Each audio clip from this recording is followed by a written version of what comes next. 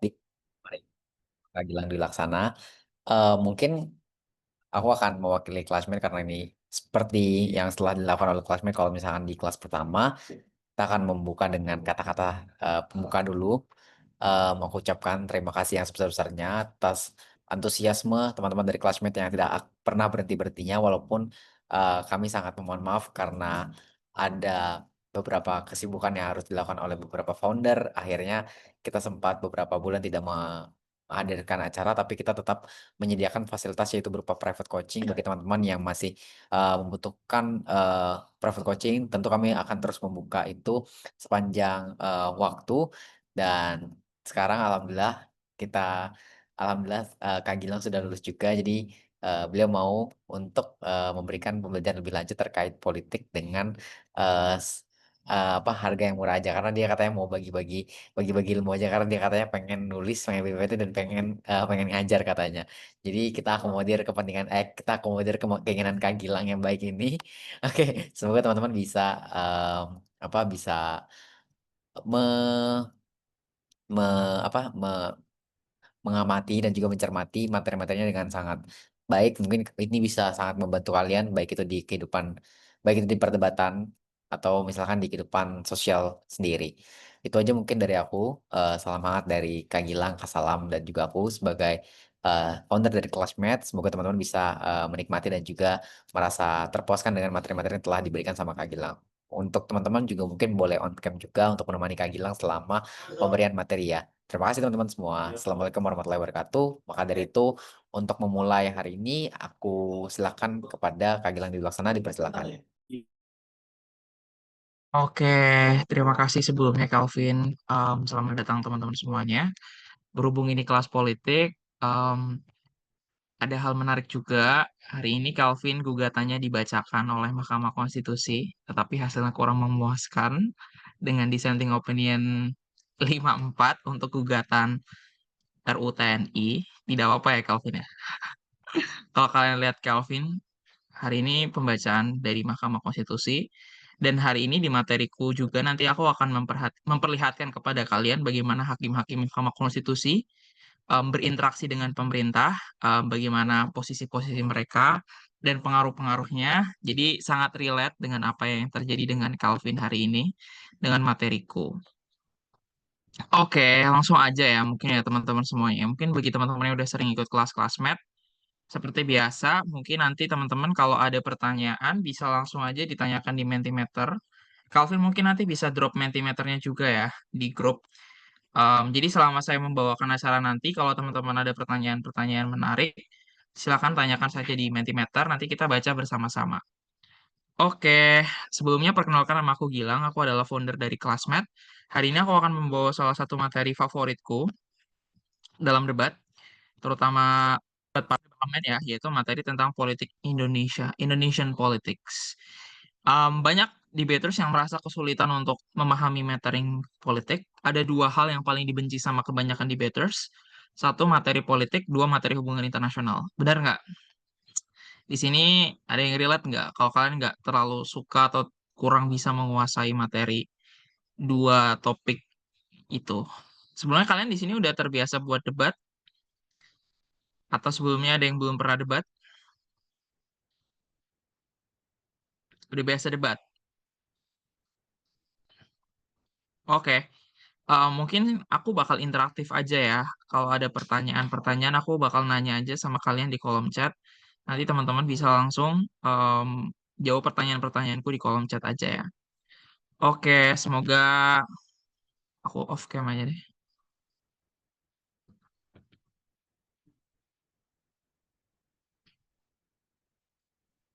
Oke, semoga layarku sudah kelihatan dan suaraku terdengar dengan jelas ya.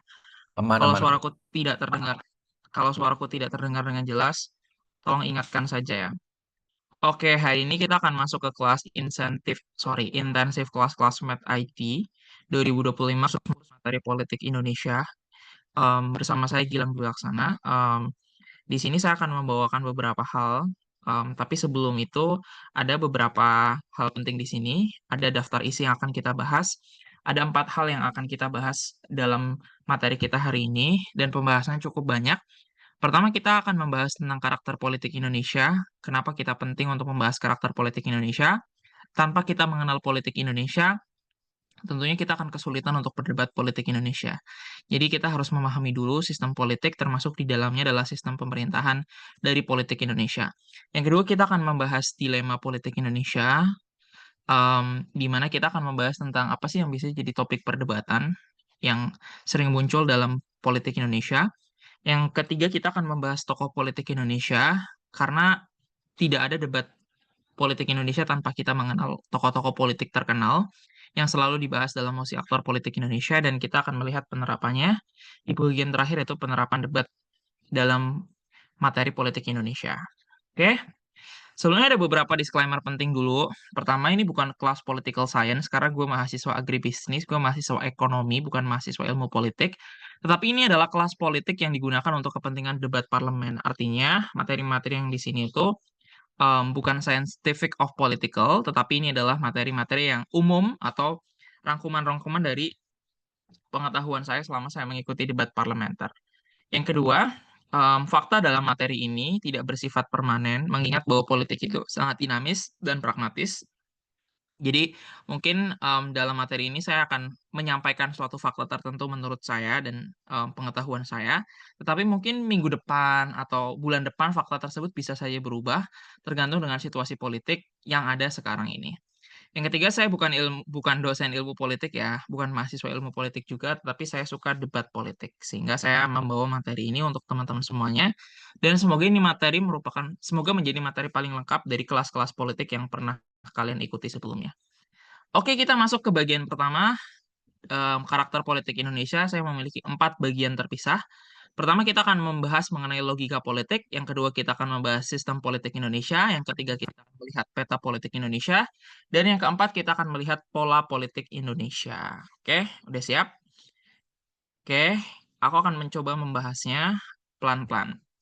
Logika politik Indonesia. Mengapa kita berpolitik dan politik itu apa? Apa bedanya politik dengan public policy atau kebijakan publik gitu ya? Kita lihat pengertian secara umum, ini rangkuman dari ChatGPT nih, tetapi menurutku ini adalah rangkuman terbaik. Jadi secara umum, politik dipahami sebagai proses mengatur kehidupan bersama, mengelola kekuasaan, dan menentukan bagaimana sumber daya serta nilai dibagi dalam masyarakat. Ini terlalu abstrak, kayak apa maksudnya? Secara umum, politik dipahami sebagai proses mengatur, mengelola, dan menentukan bagaimana sumber daya serta nilai dibagi dalam masyarakat. Ini membingungkan, tidak semua orang mengerti. Tetapi kita lihat step berpikir kenapa timbul yang namanya politik. Secara umum seperti ini. Step pertama adalah manusia punya banyak kepentingan. Ada yang agamanya Islam, ada yang agamanya Kristen, ada yang setuju LGBTQ, ada yang menolak LGBTQ, ada yang setuju Pancasila, ada yang setuju komunisme, ada yang suka Marxisme, ada yang suka ekonomi liberal, ada yang suka ekonomi konservatif, ada yang suka kebebasan, ada yang suka pengaturan. Setiap individu manusia punya kepentingan yang banyak, punya kepentingan yang berbeda, dan punya keinginan yang berbeda. Karena manusia adalah makhluk sosial, kepentingannya ingin diakomodasi. Kepentingannya ingin diakomodasi. Step kedua. Karena kita adalah makhluk sosial yang hidup dengan aturan, kita hidup dengan ekonomi, kepentingan kita, keinginan kita, dan ideologi kita ingin diakomodasi. Tetapi untuk diakomodasi ada keterbatasan. Kenapa ada keterbatasan? Salah satu argumentasinya adalah karena kita tinggal di wilayah yang sempit, di wilayah yang terbatas. Kita tinggal di wilayah Indonesia gitu. Ini juga alasan kenapa ada yang namanya negara gitu. Ini alasan kenapa ada yang namanya negara. Negara itu secara umum itu mengelompokkan orang-orang berdasarkan ideologinya. Misalnya, orang-orang yang berideologi Pancasila tinggalnya di Indonesia gitu. Kalau kamu liberal banget, tinggalnya ke Amerika. Kalau kamu konservatif banget, tinggallah di Timur Tengah gitu. Itu sebenarnya konsep yang muncul daripada kepentingan yang terbatas, sehingga kita membaginya menjadi wilayah-wilayah tertentu. Tetapi masalahnya, meskipun sudah dibagi dalam satu wilayah tertentu, kita juga masih punya kepentingan yang berbeda-beda. Misalnya di Indonesia, Ada ribuan etnis, ada ribuan agama, ada ratusan agama dan kepercayaan. Yang masing-masing masing-masing sama-sama pengen diakomodasi gitu. Kemudian karena ada keterbatasan, muncullah sistem negara. Dan ketika ada munculnya sistem negara, maka muncullah sistem politik gitu. Artinya adalah gimana sih caranya semua orang yang punya kepentingan berbeda itu mau hidup bersama-sama dan mau membentuk sistem kolektif kayak negara gitu. Oleh karena itu, dibutuhkan suatu mekanisme supaya kita punya keseimbangan atau kita punya semacam kesepakatan bahwa kita mau hidup dalam satu tempat yang bersama-sama. Maka muncullah politik. Maka politik adalah seni untuk mengatur gimana supaya orang-orang yang konservatif bisa hidup di dunia liberal, orang-orang yang liberal juga bisa hidup di dunia yang konservatif secara bersamaan gitu.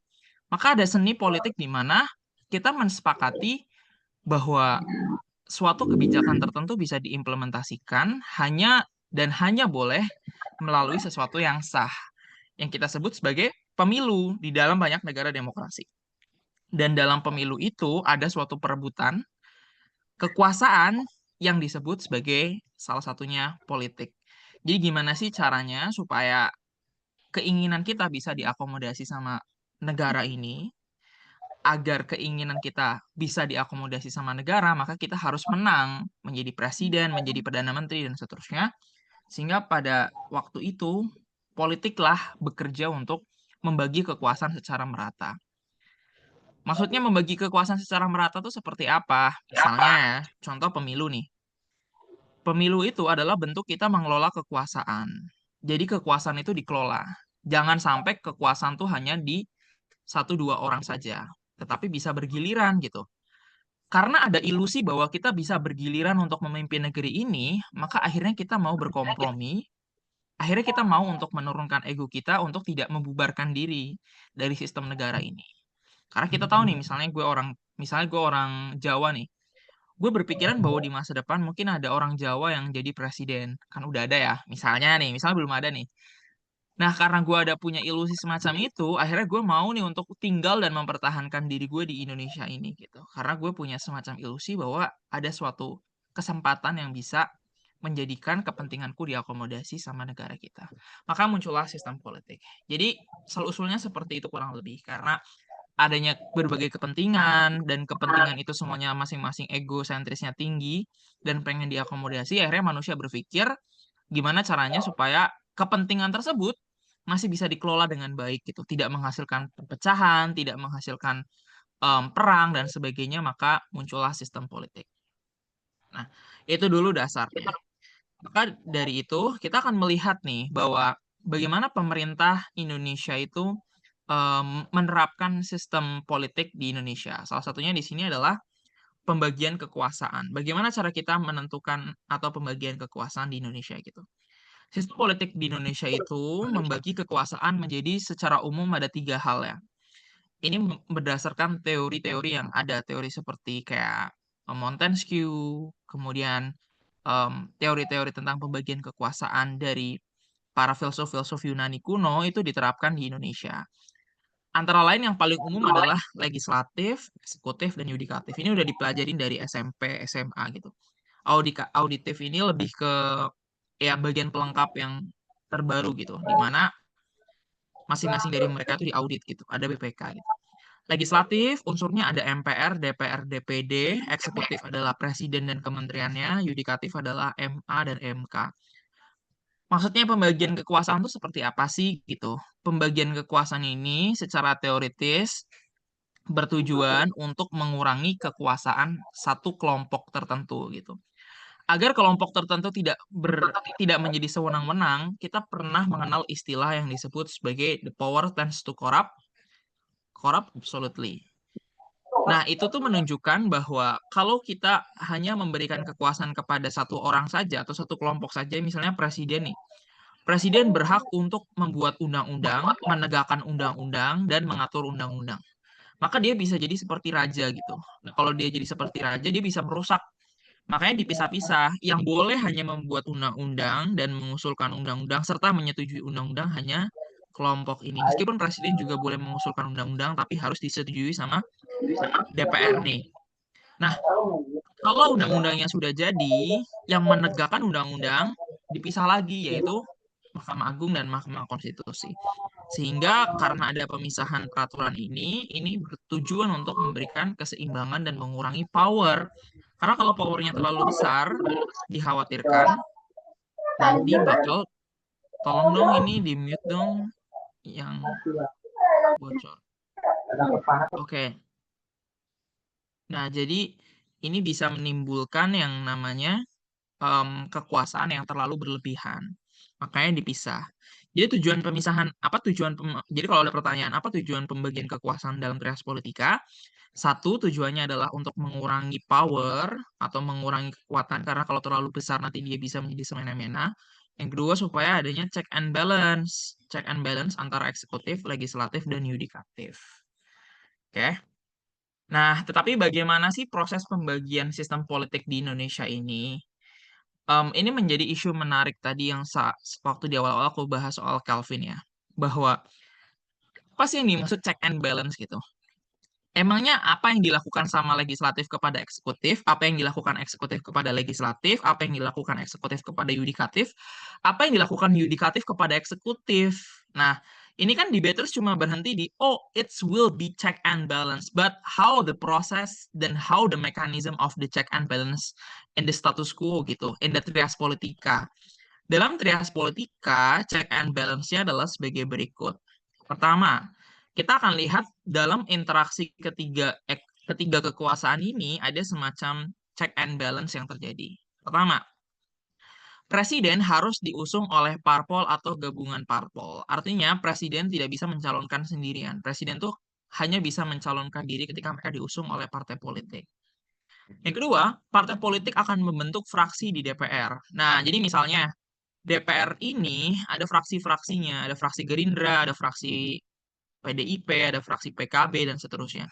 Fraksi-fraksi ini adalah DPR-DPR yang berasal dari partai politik, dan partai politik itulah yang akan mengusung si eksekutif. Nah, itu dulu hubungan pertama. Hubungan kedua, kita lihat adalah Hakim Mahkamah Konstitusi dipilih oleh DPR, MPR, dan Presiden. Mahkamah Konstitusi, tahu kan tugas dan wewenangnya? Dia yang bisa membatalkan suatu undang-undang. Mahkamah Konstitusi itu ada 9 hakim. 3-nya dipilih oleh Presiden, 3-nya dipilih oleh DPR, 3-nya lagi dipilih oleh Komisi Yudisial. Komisi Yudisial tidak ada di sini. Jadi itu kayak semacam lembaga kehakiman gitu. Nah, jadi ada 9 tuh. Artinya, dalam konteks ini, Mahkamah Konstitusi juga dikontrol oleh Presiden dan dikontrol oleh DPR. Tetapi Mahkamah Konstitusi juga boleh untuk membatalkan undang-undang yang dibuat oleh DPR dan Presiden. Nah, pusing nggak tuh? Hakimnya dipilih oleh Presiden dan DPR, tetapi secara umum Mahkamah Konstitusi boleh untuk melawan Presiden dan melawan DPR melalui penegakan undang-undang yang dibatalkan. Misalnya kalau Calvin kemarin undang-undangnya itu boleh dibatalkan, atau Calvin itu kemarin undang-undangnya berhasil goals, itu undang-undang RUU TNI itu dibatalkan bisa sama Mahkamah Konstitusi gitu. Tetapi tidak jadi kan, kalah. Nah, jadi proses check and balance antara Presiden, DPR, dan Mahkamah Konstitusi itu seperti itu. Kita lihat lagi. Hakim Mahkamah Agung dipilih oleh DPR, meskipun yang mengusulkan KY. Jadi Komisi Yudisial akan mengusulkan nama-nama Mahkamah Agung, nanti Mahkamah Agung yang akan dipilih adalah DPR. Mahkamah Agung itu memutuskan di tingkat kasasi tertinggi. Jadi kalau kalian ribut nih sama orang nih, terus kalian nggak pernah puas, akhirnya kalian menuntut sampai ke Mahkamah Agung, itu adalah putusan terakhir.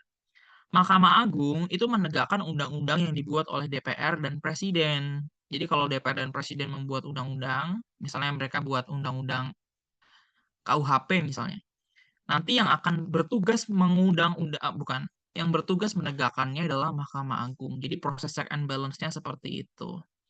Nah, mengerti ya sampai sini ya. Jadi bahwa jangan cuma berhenti di check and balance, ini tips pertama. Jangan cuma berhenti di check and balance. Kalau debatnya sangat sengit, bisa diperluas bagaimana bentuk check and balance-nya. Dan ini juga menarik soal politik gitu. Apabila tadi kita mengatakan bahwa Mahkamah Konstitusi boleh untuk menghapuskan atau membatalkan undang-undang, tetapi Mahkamah Konstitusi tersebut juga dipilih oleh DPR, apakah bisa DPR untuk menurunkan kroni-kroni mereka atau orang-orang yang kita bisa bilang orang dalam untuk mengamankan undang-undangnya? Jawabannya bisa saja. Contoh, Arsul Sani adalah tim kampanye Jokowi Ma'ruf. Dia sekarang menjadi hakim Mahkamah Konstitusi dan diusulkan oleh DPR. Apakah politis? Bisa jadi gitu. Kalau di Amerika, di Amerika lebih ini lagi, lebih parah lagi.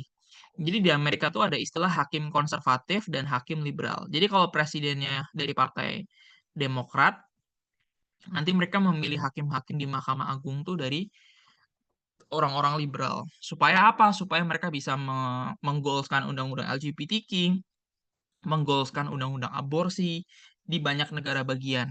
Begitu juga kalau misalnya presidennya Donald Trump. Mungkin kalau ada pemilihan hakim, Donald Trump pasti akan memilih hakim-hakim yang berideologi konservatif, tujuannya untuk mendukung kebijakan-kebijakannya. Artinya, meskipun seolah-olah ini adalah pembagian kekuasaan dan seolah-olah ini adalah independen, tapi sebenarnya nggak seindependen itu. Hal ini menunjukkan bahwa bentuk kontrol dari eksekutif dan legislatif terhadap Mahkamah Agung dan Mahkamah Konstitusi itu memungkinkan adanya hal-hal yang bersifat merusak juga. Misalnya, bisa aja nih orang-orang dari lulusan hukum yang pro pemerintah dimasukkan ke Mahkamah Konstitusi dan bertujuan untuk mengamankan setiap undang-undang dari pemerintah agar tidak semena-mena dibatalkan oleh Mahkamah Konstitusi. Nah, itu adalah proses yang kita sebut sebagai kesaling kontrolan dari check and balance yang sering kita katakan dalam politik Indonesia. Dalam politik Indonesia ada beberapa unsur lain. Salah satunya adalah kita ke parpol dulu deh. Ke partai politik. Partai politik ini apa sih tujuan atau purpose-nya gitu. Partai politik ini adalah lembaga yang berfungsi untuk menghimpun perbedaan-perbedaan. Karena aku tadi di awal ya, kita balik lagi ke fundamentalnya.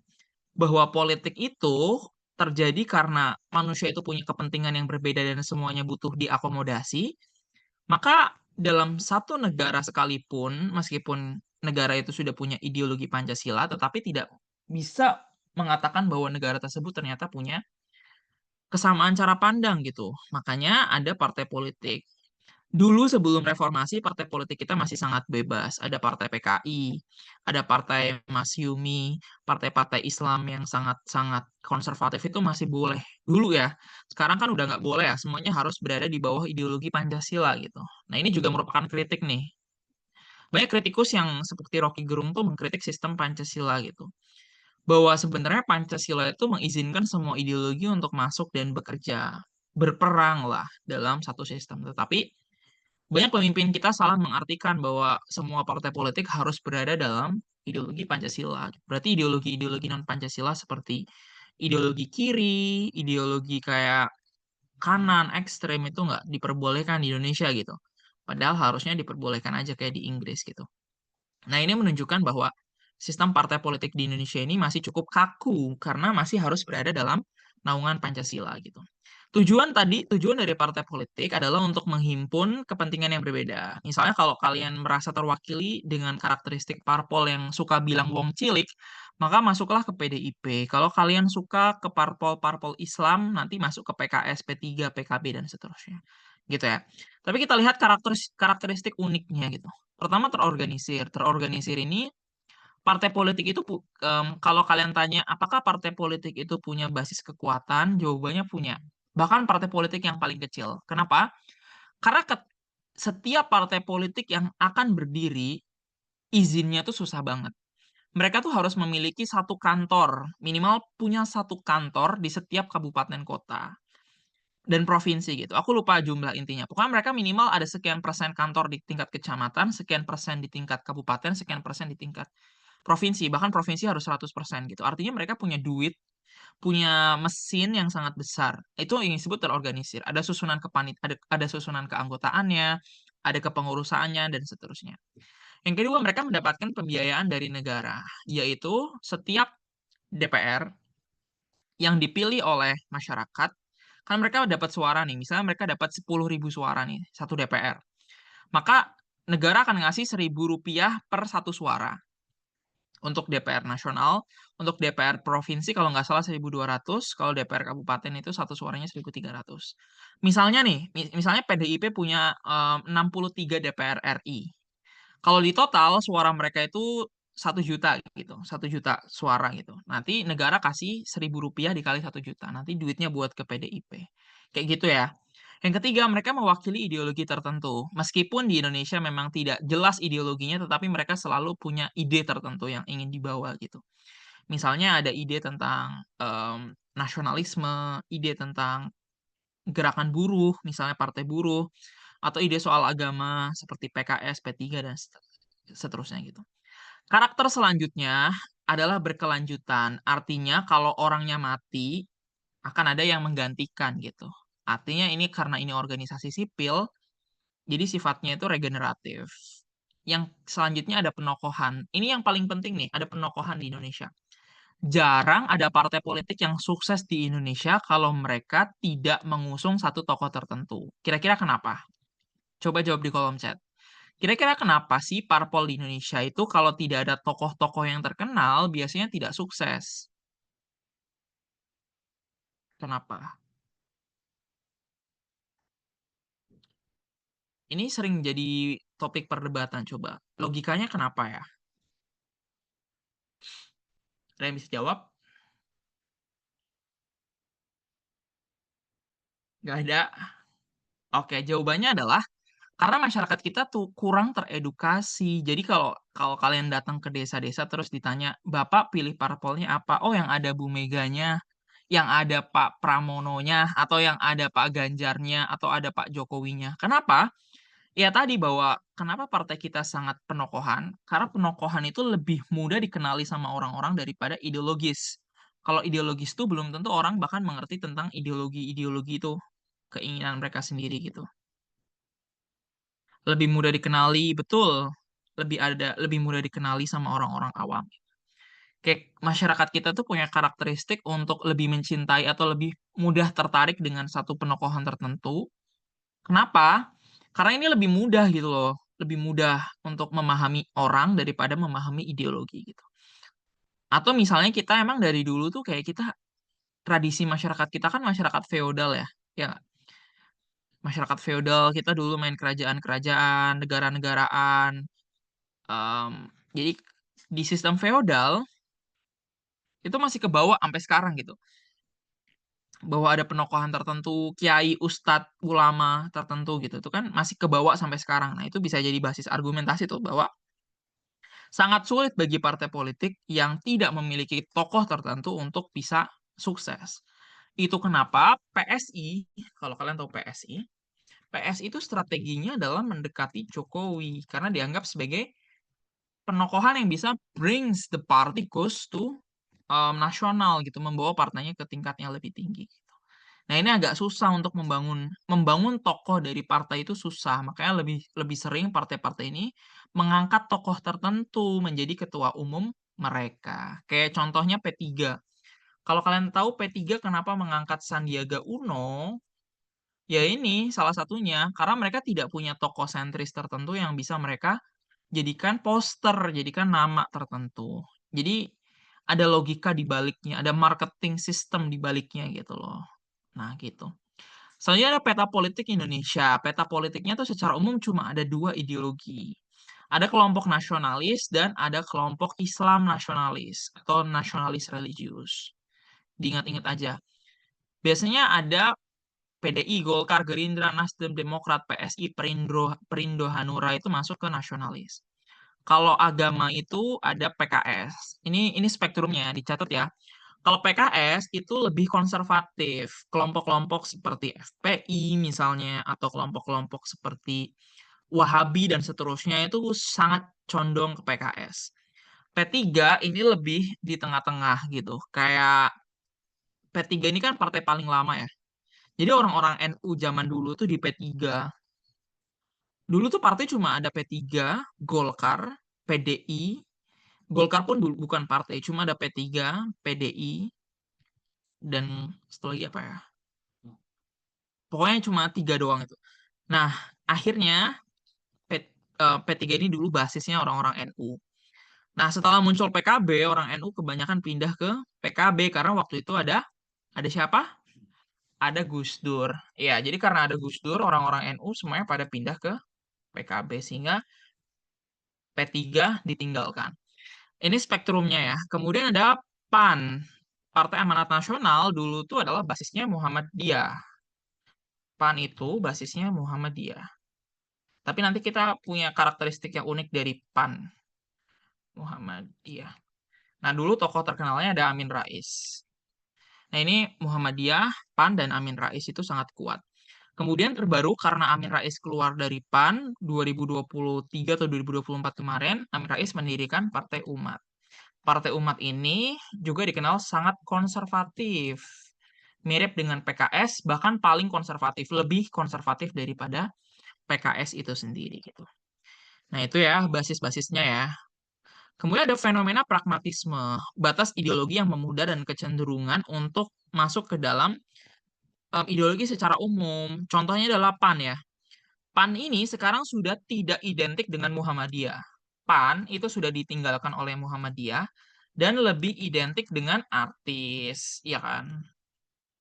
Kemudian lebih identik dengan nasionalis juga. Nah, artinya PAN itu menunjukkan bahwa mereka mengalami fenomena pragmatisme atau pergeseran kepentingan karena merasa bahwa basis Muhammadiyah terlalu kecil, basis Muhammadiyah terlalu membuat mereka tidak fleksibel misalnya, akhirnya mereka mulai pindah. PKS juga mulai mengarah kecenderungan ke sana, di mana mereka mulai kampanye PKS untuk semua agama dan seterusnya menunjukkan bahwa PKS juga sedang menuju ke arah fenomena pragmatisme ideologi. Jadi ada dua dan yang biasanya mulai bergeser tuh yang ini nih, karena dianggap sangat eksklusif. Masalahnya partai kita kan nggak mau ya jumlahnya segitu-gitu aja kan. Makanya mereka ingin membuka diri lebih luas gitu.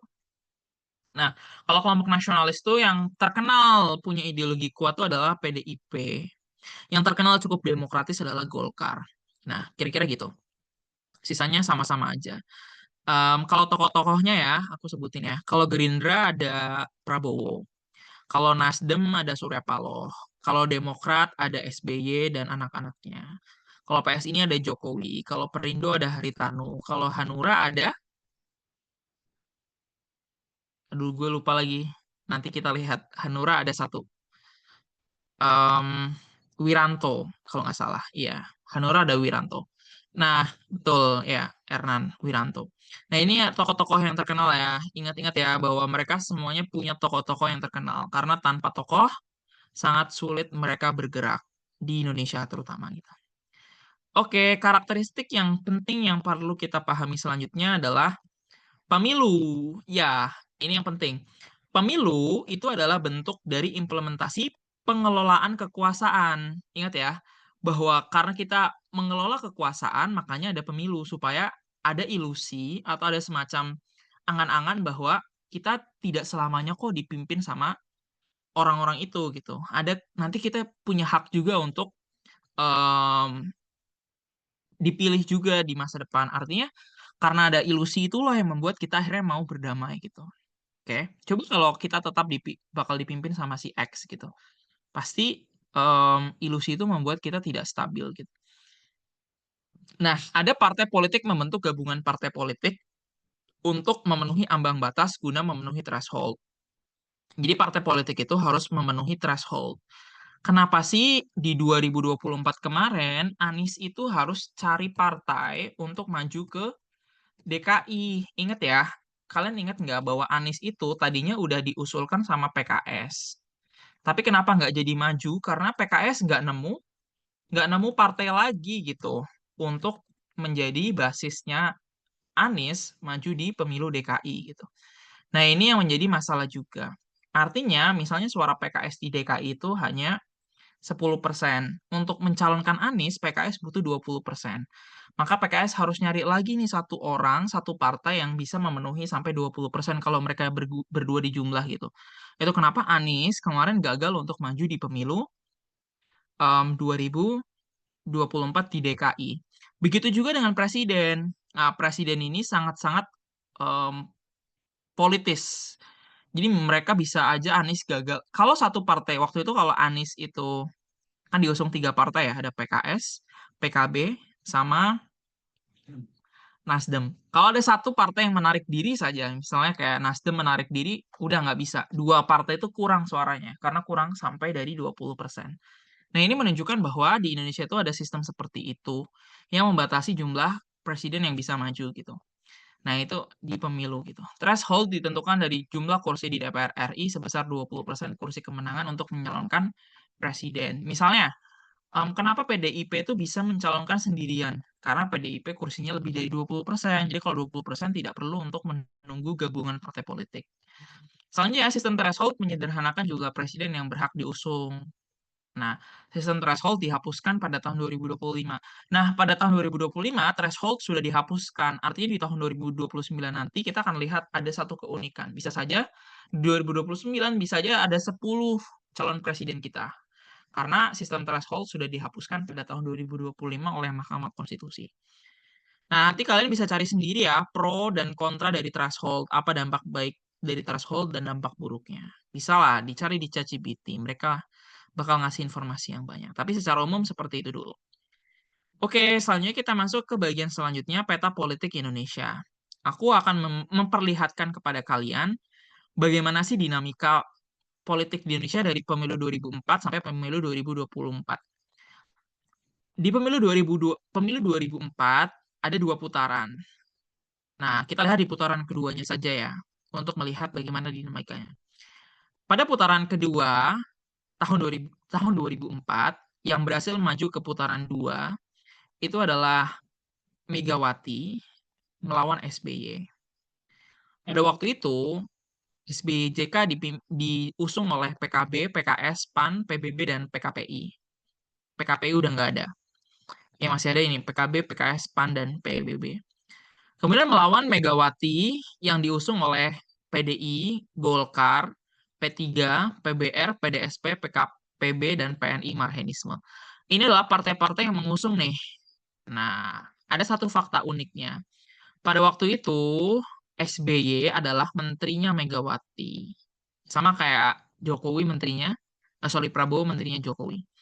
Pada waktu itu kan Megawati itu nyambung Gus Dur ya, waktu Gus Dur dilengsarkan kan diganti sama Mega. Waktu itu SBY adalah menteri yang menjadi menterinya Mega, kemudian mengundurkan diri dan mencalonkan diri bersama JK.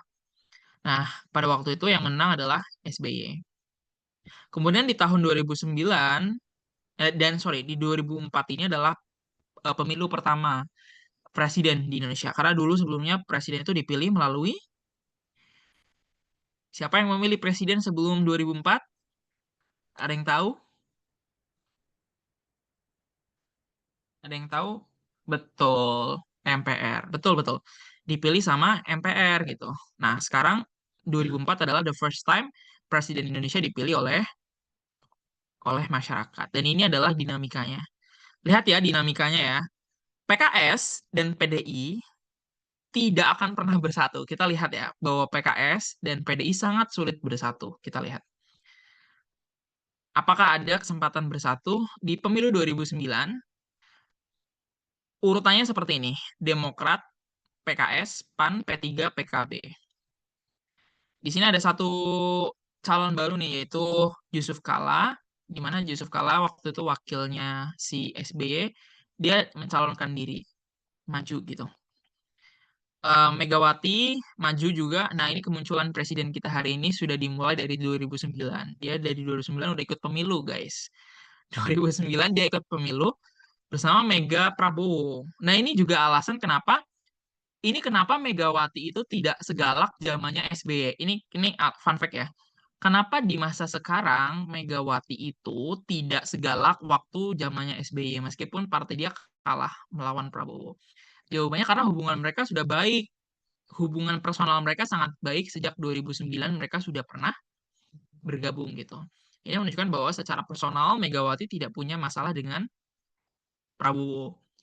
Yusuf Kala kalah bersama Wiranto dengan Partai Golkar dan Partai Hanura. Nah, betul Hanura dengan Wiranto ya. Golkar ini partainya Yusuf Kala. Lihat fun fact-nya ya. PDIP menjadi oposisi kuat pada waktu dia kalah di 2009 sampai 2014, PDIP menjadi oposisi kuat dan hubungan Mega SBY atau Megawati SBY memburuk hingga sekarang. Jadi kalau kalian lihat, SBY tidak akan pernah duduk dengan Megawati. Coba cari foto SBY duduk dengan Megawati dalam satu forum, mereka berbincang tuh tidak akan pernah kalian lihat karena sejak 2009 ada peristiwa kekalahan kedua Megawati yang membuat hubungan Mega dengan SBY memburuk hingga sekarang. Nah, ini peta politiknya ya. Peta politiknya kita lanjutkan ke 2014. Di 2014 porsinya seperti ini. Jokowi Jokowi maju dicalonkan oleh PDI, Nasdem, PKB, dan Hanura. PDI, Nasdem, PKB, dan Hanura.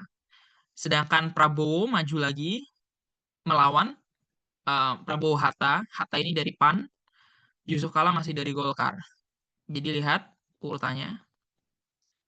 Meskipun Yusuf Kala waktu itu dari Golkar, tetapi Golkar mendukung Prabowo Subianto. Itu wajar aja ya. Sangat sangat sangat cair. Prabowo Subianto dan Hatta Rajasa itu dari Gerindra, Golkar, PAN, PKS, P3, dan PBB. Lihat ya bahwa PKS dan PDI lagi-lagi tidak pernah dalam satu barisan koalisi yang sama. Hal ini karena Megawati itu sangat tidak suka dengan PKS. Karena secara ideologi mereka sangat bertentangan. Nah, pada masa ini Prabowo dan pengusungnya masih bersedia menjadi oposisi hingga 2019. Ini masa kejayaan. Ini juga menjadi contoh ya bahwa masa kejayaan Jokowi itu ada di 2014 hingga 2019. Pada waktu itu oposisinya sangat kuat. Nah, ini menjadi fun fact. Tapi kenapa sih Jokowi itu memburuk dari 2019 ke 2024? Gara-gara oposisinya tuh diambil semua gitu loh. Ini menunjukkan kepada kalian ya, ini satu fakta baru gitu loh. Bahwa pemerintahan Jokowi itu bagus dari 2019 sampai 2014 sampai 2019, padahal waktu itu ada oposisi gitu. Ya kan? Tetapi pada tahun 2019 sampai 2014, justru kinerjanya dianggap memburuk. Waktu itu oposisinya sudah habis. Karena waktu itu tinggal PKS doang gitu. Prabowo tuh diajak masuk dan partai-partai lain diajak masuk Golkar, PAN semuanya masuk ke Jokowi gitu. Nah, ini menunjukkan bahwa em, sebegitu pentingnya oposisi dalam suatu pemerintahan. Kata orang sih oposisi bikin kebijakan jadi ribet, ya nggak? Kata orang oposisi bikin pemerintahan tidak stabil. Nyatanya ternyata pada tahun 2014 hingga tahun 2019, dibandingkan 2019 hingga tahun 2024, Presiden Jokowi masa pemerintahannya dinilai lebih baik pada periode ini. Nah, ini menjadi isu penting juga. Pada masa ini Prabowo dan pengusungnya masih bersedia menjadi oposisi hingga 2019. Nah, masuk ke 2019 ya. Kalian mungkin udah masih ingat ya 2019 ya. 2019, Joko Widodo dan Ma'ruf Amin diusung oleh PDI, Golkar, Nasdem, PKB, P3, Hanura, dan PKPI melawan Prabowo Subianto yang sudah ditinggalkan sama kroni-kroninya. Lihat ya siapa yang meninggalkan Prabowo. Yang meninggalkan Prabowo antara lain adalah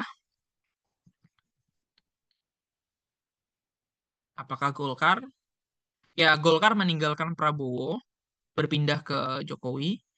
Kemudian P3, P3 meninggalkan Prabowo. Aduh, sorry. Ya, beberapa partai sudah meninggalkan Prabowo pada waktu itu. Kenapa? Karena Jokowi sangat populer dan sangat diproyeksikan menang pada waktu itu. Sehingga porsinya menjadi 55% berbanding 44% kemenangan Prabowo, kemenangan Jokowi melawan Prabowo. Nah, ini menunjukkan bahwa, lihat ya, di 2014 selisihnya belum terlalu besar. Selisihnya masih sedikit. Di 2000 ini selisihnya lebih banyak karena pada waktu itu Jokowi mendapatkan popularitas yang sangat tinggi dari 2014 ke 2019 sehingga dia menangnya selisihnya lebih banyak gitu. Nah, dan juga ada perubahan komposisi politik.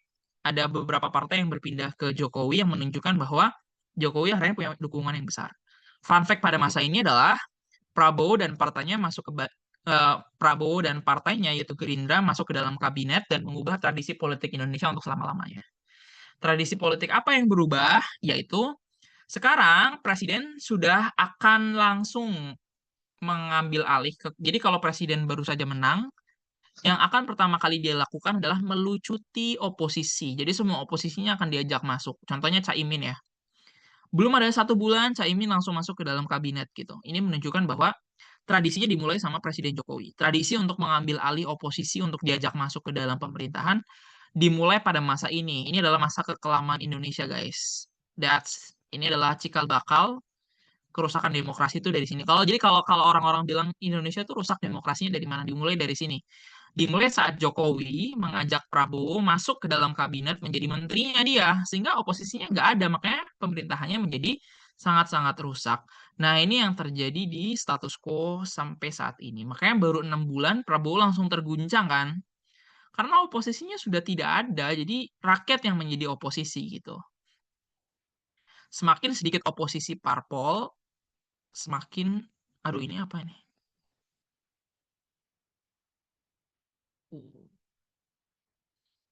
Semakin mudah rakyat mengambil alih gitu.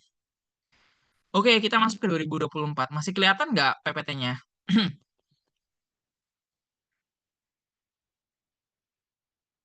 Masih kelihatan kan PPT-nya?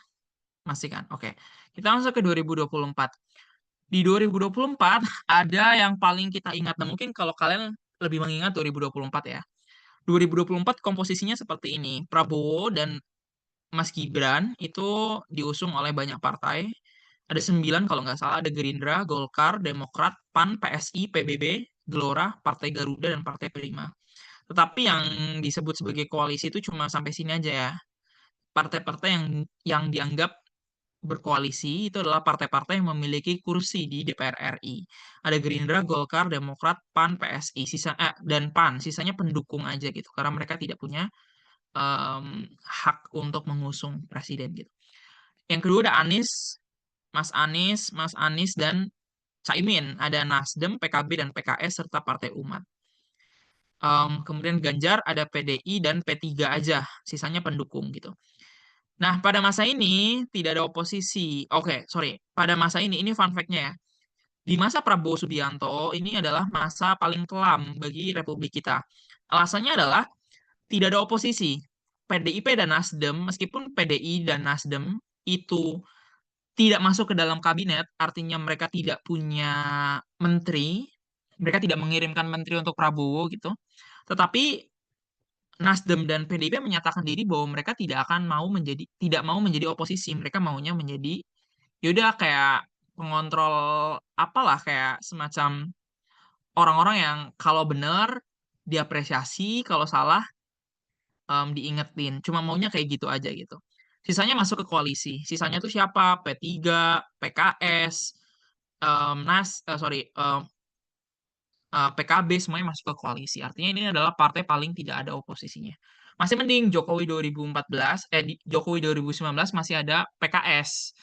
Prabowo 2024 sudah tidak ada lagi gitu. Makanya pemerintahannya mudah tergoncang.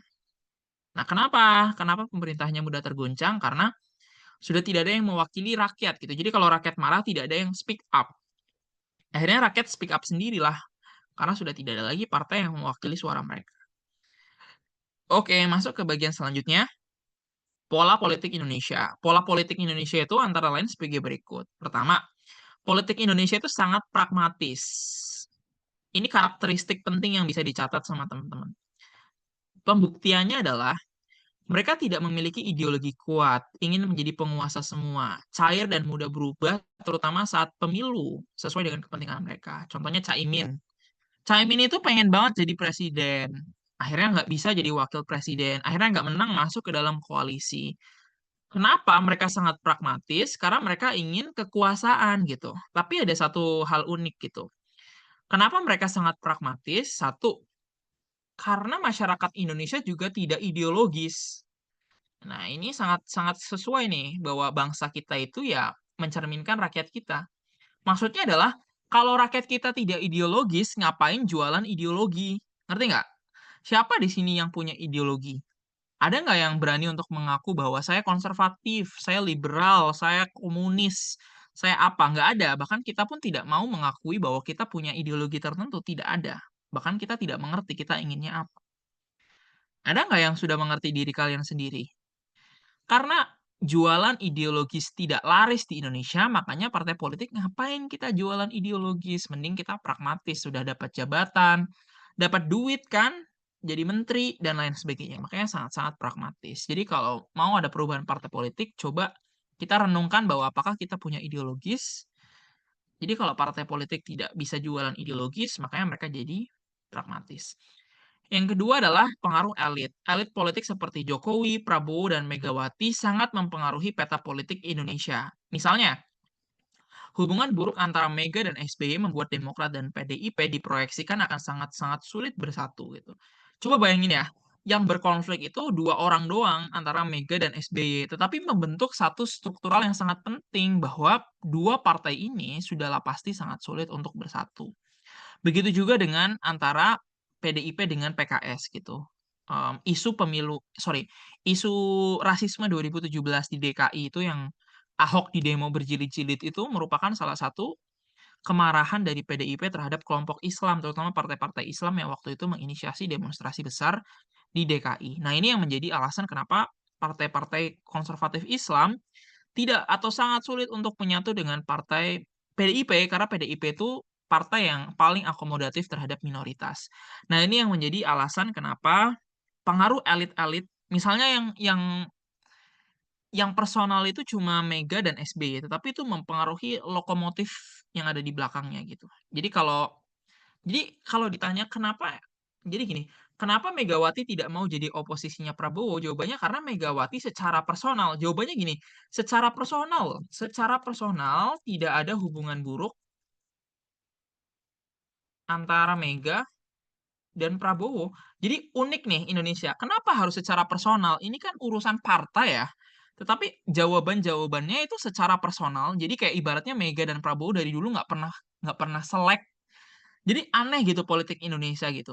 Sangat mempengaruhi gitu. Sangat mempengaruhi arah partai partai ini hanya dipengaruhi oleh satu dan dua orang saja gitu. Hanya gara-gara Prabowo dan Mega tidak pernah selek, akhirnya mereka tidak pernah bersatu gitu. Nah, ini menjadi alasan yang unik juga di politik Indonesia. Yang ketiga adalah politik Indonesia sejak 2019 tradisi dimulai di mana partai politik dan politikus Indonesia sangat menghindari adanya oposisi. Penguasa akan berusaha merangkul oposisi. Ini gara-gara Jokowi memberi contoh yang buruk dan ditiru oleh Prabowo dan pasti akan ditiru oleh presiden-presiden selanjutnya, yaitu sangat suka merangkul oposisi. Yang keempat adalah popularitas. Tokoh populer seperti artis itu sering dimanfaatkan untuk mencari basis suara. Bagi politikus Indonesia, popularitas itu lebih penting daripada ideologis. Karena tujuan mereka adalah menang, bukan membawa visi, bukan membawa misi. The most important for them is win the election. Tapi apakah itu salah? Jawabannya tidak salah, karena ya itulah politik, bahwa politik is outputnya ya menang gitu. Tidak ada output lain selain kemenangan dalam politik. Banyak teori yang berkata seperti itu. Nah, ini jadi 4 karakteristik yang paling-paling sering terjadi di politikus Indonesia. Oke, kita masuk ke bagian kedua. Masih banyak ini ya. Masih kuat nggak? Masih banyak baru bagian kedua. Minum dulu, minum dulu. Masih aman nggak semuanya? Masih bisa ngikutin?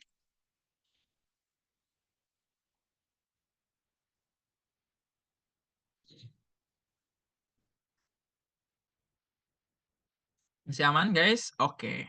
Kalau masih pada aman, kita masuk ke bagian kedua tentang dilema debat politik Indonesia. Aku juga punya 4 subtema di sini. Ada meritokrasi versus politis, ada strategi kampanye, di luar atau di dalam, dan yang keempat adalah pola politik Indonesia. Kok pola politik lagi ya? Oh ya, nanti ada pola politik. Kayaknya yang keempat salah. Kita lihat ya.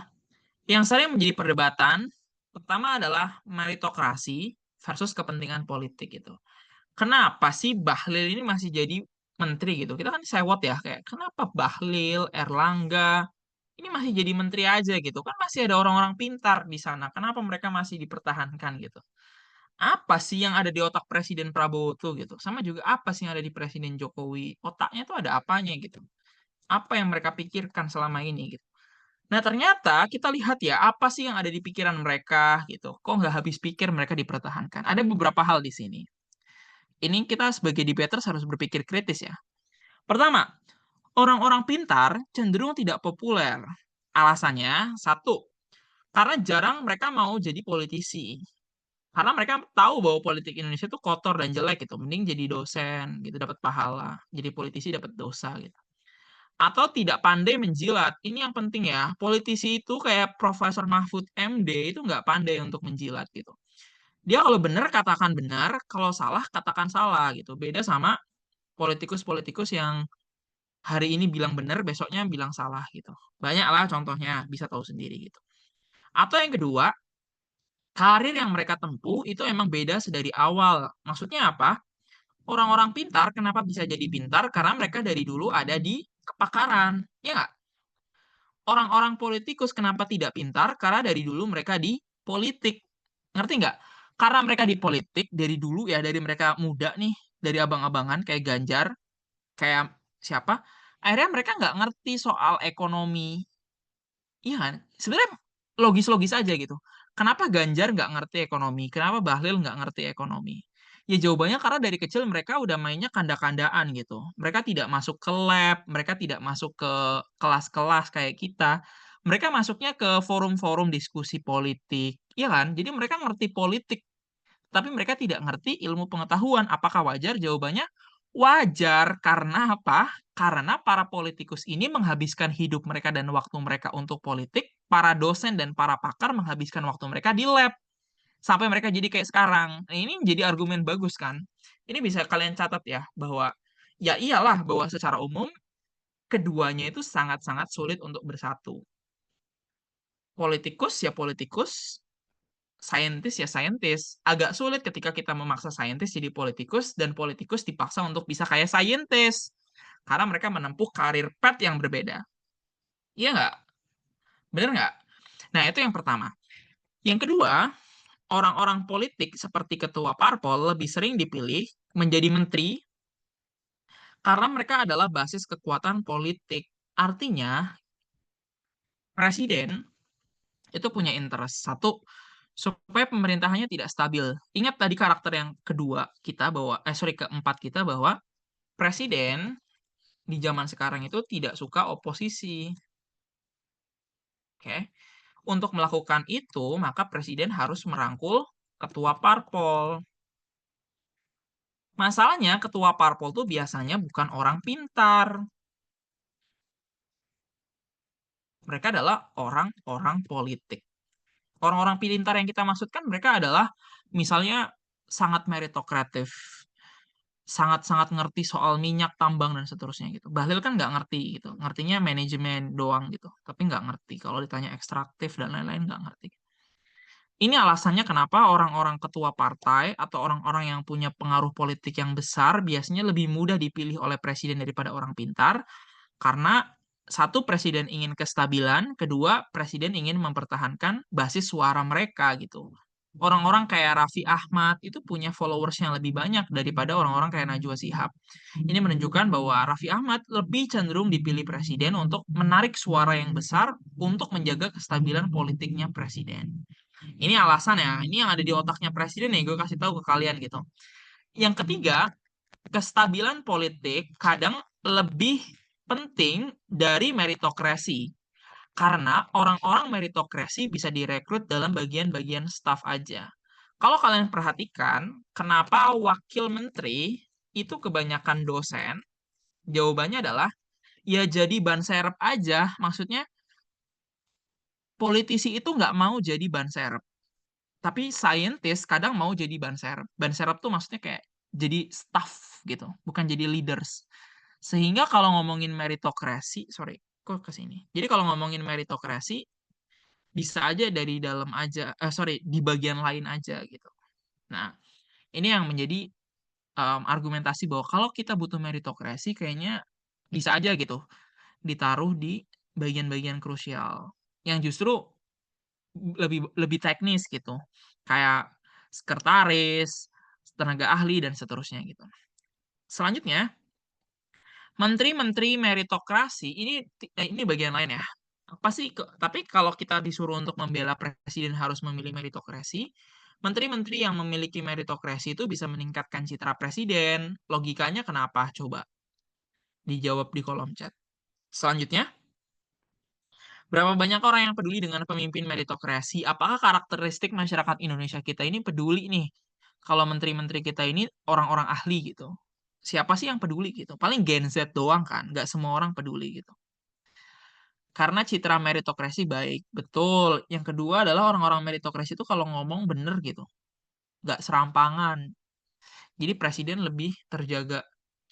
Kemudian orang pintar tidak jago dalam politik dan orang politik tidak meritokratif karena keduanya melalui proses karir yang berbeda dan kadang tidak bisa dianut dalam waktu bersamaan.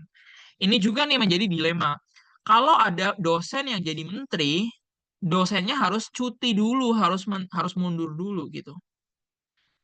Ya kan? Jadi kayak agak agak tumpang tindih nih. Ini jadi dilema juga nih. Kadang kita berharap bahwa menteri kita itu meritokrasi. Tapi uniknya ya, mahasiswa itu tidak suka kalau kampusnya terlalu dekat dengan politik. Aneh kan? Nah, ini juga masuk nih. Kemarin ada mosiku ya, aku pernah membuat mosi, Dewan ini menyesali hubungan dekat antara perguruan tinggi dengan politik. Nah, artinya kayak ini kita sendiri juga semacam membuat paradoks gitu. Kita nggak suka kalau kampus kita terlalu dekat dengan politik, di sisi lain kita berharap orang politik diisi sama orang meritokrasi. Ya gimana caranya orang meritokrasi datangnya dari kampus, tapi kitanya nggak suka kalau kampus dekat dengan politik. Nah, itu bisa jadi basis argumen juga. Oke, itu hal-hal yang bisa kalian pakai. Selanjutnya, strategi kampanye. Ini masuk ke dalam debat soal strategi kampanye ya. Karakteristik masyarakat Indonesia yang masih berpendidikan rendah membuat strategi kampanye meritokrasi kadang tidak bekerja. Maksudnya adalah, contohnya kayak Mas Anies ya. Mas Anies kan bikin kampanye Desak Anies ya. Siapa sih yang nonton gitu? Yang nonton ya kita-kita doang yang kuliah. Aku yakin orang tua kita yang di rumah, yang nggak sekolah, dan orang-orang desa dan petani kecil tidak akan nonton Desak Anies. Mereka nontonnya Oke Gas. Kenapa? Karena orang-orang meritokrasi itu dianggap ada semacam batas intelektual. Ini penting nih, argumen penting. Batas intelektual ini menjadi hambatan. Ini seperti hambatan bahasa gitu. Hambatan bahasa, hambatan topik. Maksudnya ngapain para petani ngomongin soal demokrasi kalau yang terpenting bagi mereka itu pupuk, garam, air gitu. Jadi we don't kayak ngomongin soal demokrasi aja tuh mungkin adalah kata yang pertama kali mereka dengar bagi para petani-petani kecil ya. Sehingga ada hambatan untuk petani terlibat dalam diskusi elitis karena mereka nggak ngerti term bahasanya apa, istilahnya apa yang mereka maksud dan kenapa itu penting bagi hidup mereka. Mereka tidak menyadari itu. Nah, ini menjadi hambatan di Indonesia terutama ya. Yang kedua, kampanye riang gembira kayak joget-joget, kemudian pesta, dangdutan, dan sebagainya itu memiliki satu keunggulan. Keunggulan yang terpenting adalah ada unsur entertainment. Unsur entertainment itu tidak mengenal batas kelas dan tidak mengenal batas intelektual. Maksudnya, semua orang bisa tahu suatu lagu, artis, atau film tanpa perlu harus pintar dulu. Iya nggak? Semua orang bisa ngerti ini gitu. Dan semua orang suka ini. Jadi ini memberikan kebahagiaan, kepuasan, kesenangan kepada mereka sehingga tidak ada batas intelektual yang menghambat orang-orang ini untuk datang. Mereka datang bukan untuk mendukung Prabowo, mereka mau melihat Raffi Ahmad. Tetapi karena udah terlanjur datang, ya udahlah pilih presiden yang ada Raffi Ahmadnya aja. Nah, ini strategi-strategi yang sering digunakan sama politikus di Indonesia. Apakah salah? Ya jawab sendiri di hati nurani kalian ya. Yang ketiga, kampanye berbasis meritokrasi mulai disukai. Tetapi nih ya, di zaman sekarang, seiring bertambahnya jumlah Gen Z, kampanye-kampanye meritokrasi mulai mendapatkan tempat gitu. Makanya ada kayak berbagai, aku yakin di 2029 nanti bakal banyak perubahan metode kampanye karena jumlah Gen Z yang terus banyak meningkat gitu dan mulai disukai. Apalagi Mas Anies membawa isu ini. Dalam politik, mana yang benar dan yang salah kadang tidak penting karena yang terpenting adalah kemenangan. Ini ada teorinya. Tetapi pokoknya yang penting menang dulu gitu. Alasannya adalah gimana cara kita bisa membawa kebenaran kalau kita tidak menang pemilu. Nah, ini menjadi dilema gitu bahwa Prasyarat untuk menyampaikan kebenaran dan menerapkan kebenaran adalah memenangkan pemilu terlebih dahulu. Nah, banyak argumen seperti itu. Wacana kampanye didanai pemerintah karena ini adalah biaya politik terbesar bagi politisi yang rentan menjadi penyebab korupsi. Ini isu yang kelima ya. Isu kelima, for your information ya, cost politik terbesar itu salah satunya ada di kampanye. Itu kenapa kampanye itu sering menjadi cikal bakal korupsi. Kata orang, karena kampanye itu triliunan, miliaran, para politikus ini pengen mengembalikan uang kampanye mereka gitu, sehingga mereka akan melakukan korupsi. Sehingga ada debat tentang apakah kampanye didanai oleh pemerintah atau tidak. Jawabannya bisa iya, karena ini memakan biaya yang sangat tinggi, sehingga bisa membuat terjadinya korupsi gitu. Isu ketujuh, ketujuh atau keenam, berapa lah ini. Kampanye populis sering jadi strategi politisi, terutama bagi pemilihan akar rumput non-edukatif, namun dianggap tidak cocok bagi kelompok pemilih muda. Kampanye populis tuh kayak makan siang gratis, yang gratis-gratis itu tuh sangat populis gitu. Ini cocok untuk akar rumput, karena akar rumput ini lebih mudah terinformasi atau mudah menangkap hal-hal yang populis, hal-hal jangka pendek gitu.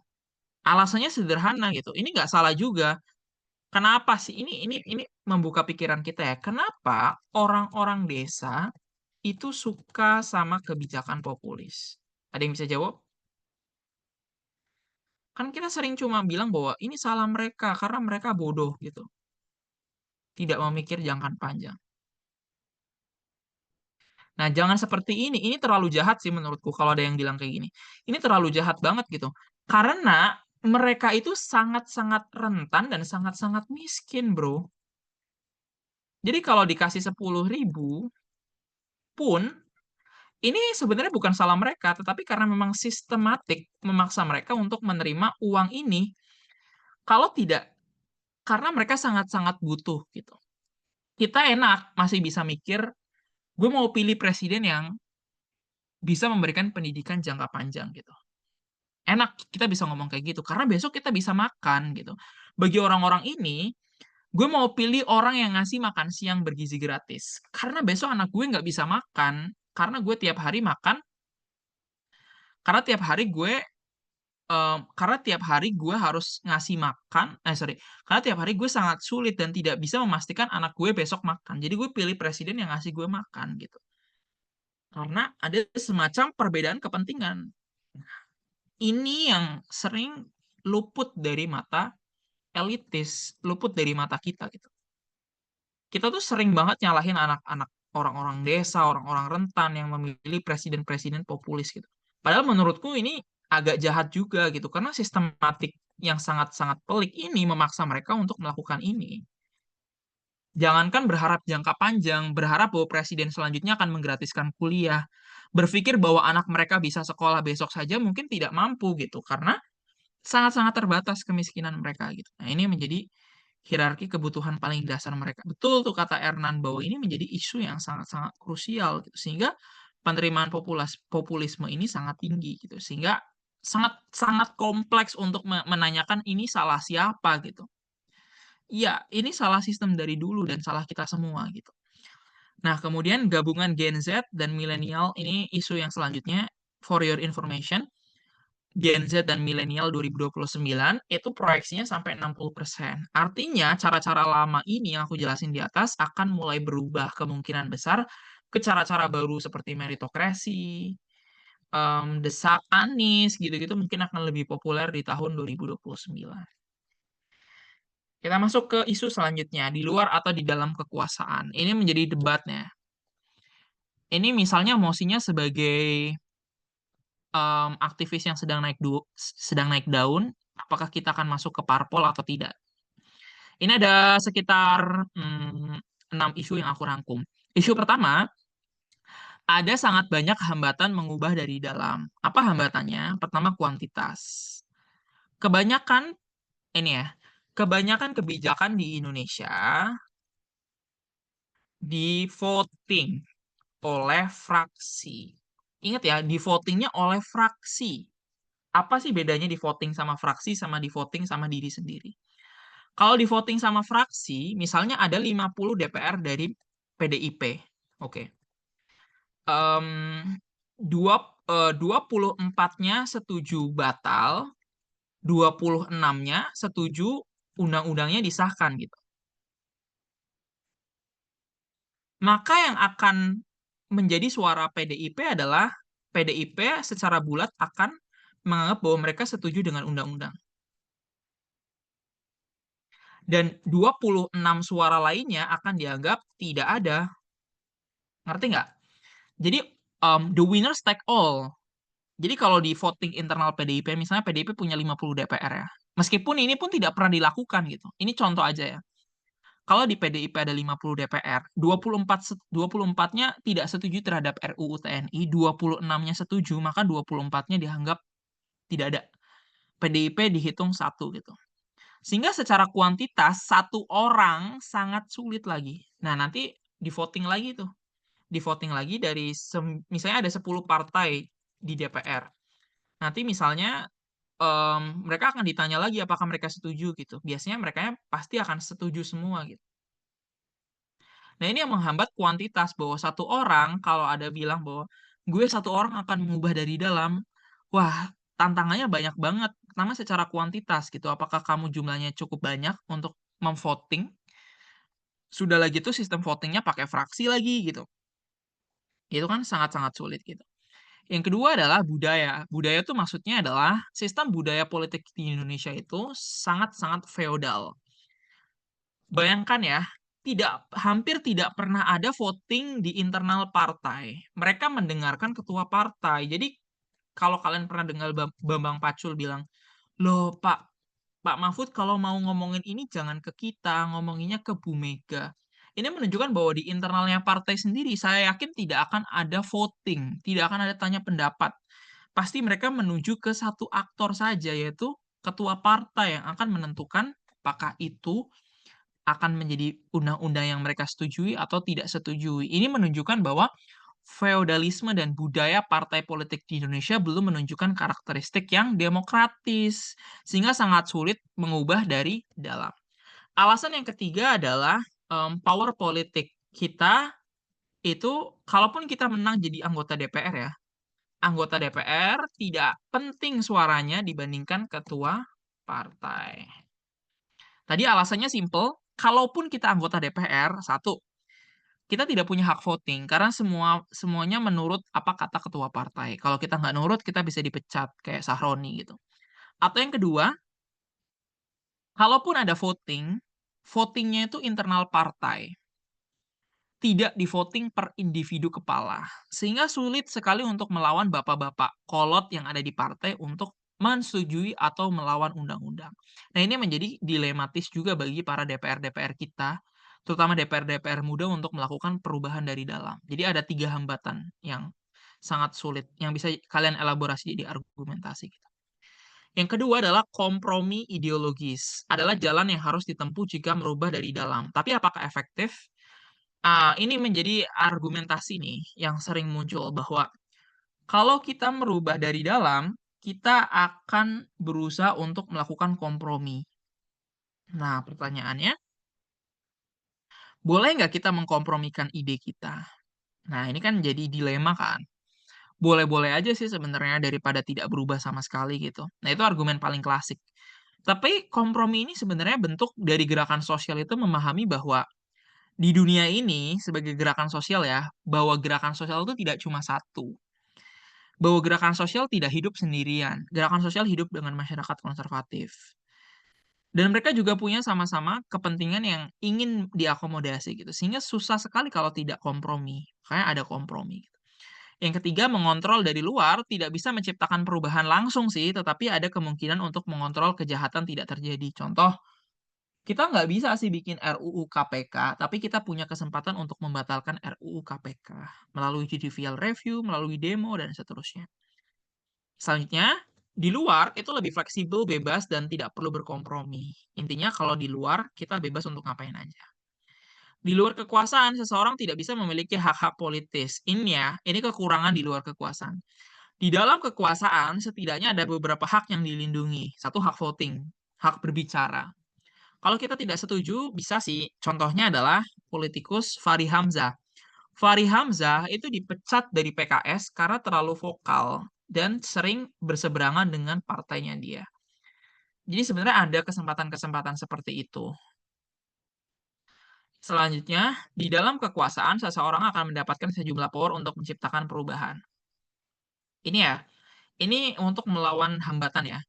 Iya sih, di dalam partai kita menghadapi hambatan internal, tetapi kita juga punya sumber daya luar biasa. Apa itu? Satu, kalau kita jadi anggota DPR, kita punya sumber daya untuk menggiring opini publik karena kita adalah public figure. Kedua, kita punya uang, kita punya partai, kita punya staff yang bisa kita manfaatkan sumber dayanya untuk menciptakan perubahan itu sendiri. Nah, ini kelebihannya. Oke. Nah, itu bisa dicatat. Selanjutnya adalah pragmatisme versus ideologis. Lihat ya, beberapa partai masih ideologis seperti PDI dan PKS, tetapi pragmatisme dianggap lebih penting demi menjaga politik bisa bekerja. Ini nih, terkadang pragmatisme dianggap lebih penting karena kalau politikus itu ini gini, kalau partai politik jadi oposisi, biasanya mereka akan kehilangan high like. Kalau mereka kehilangan high like, mesin politik mereka bisa dilupakan gitu.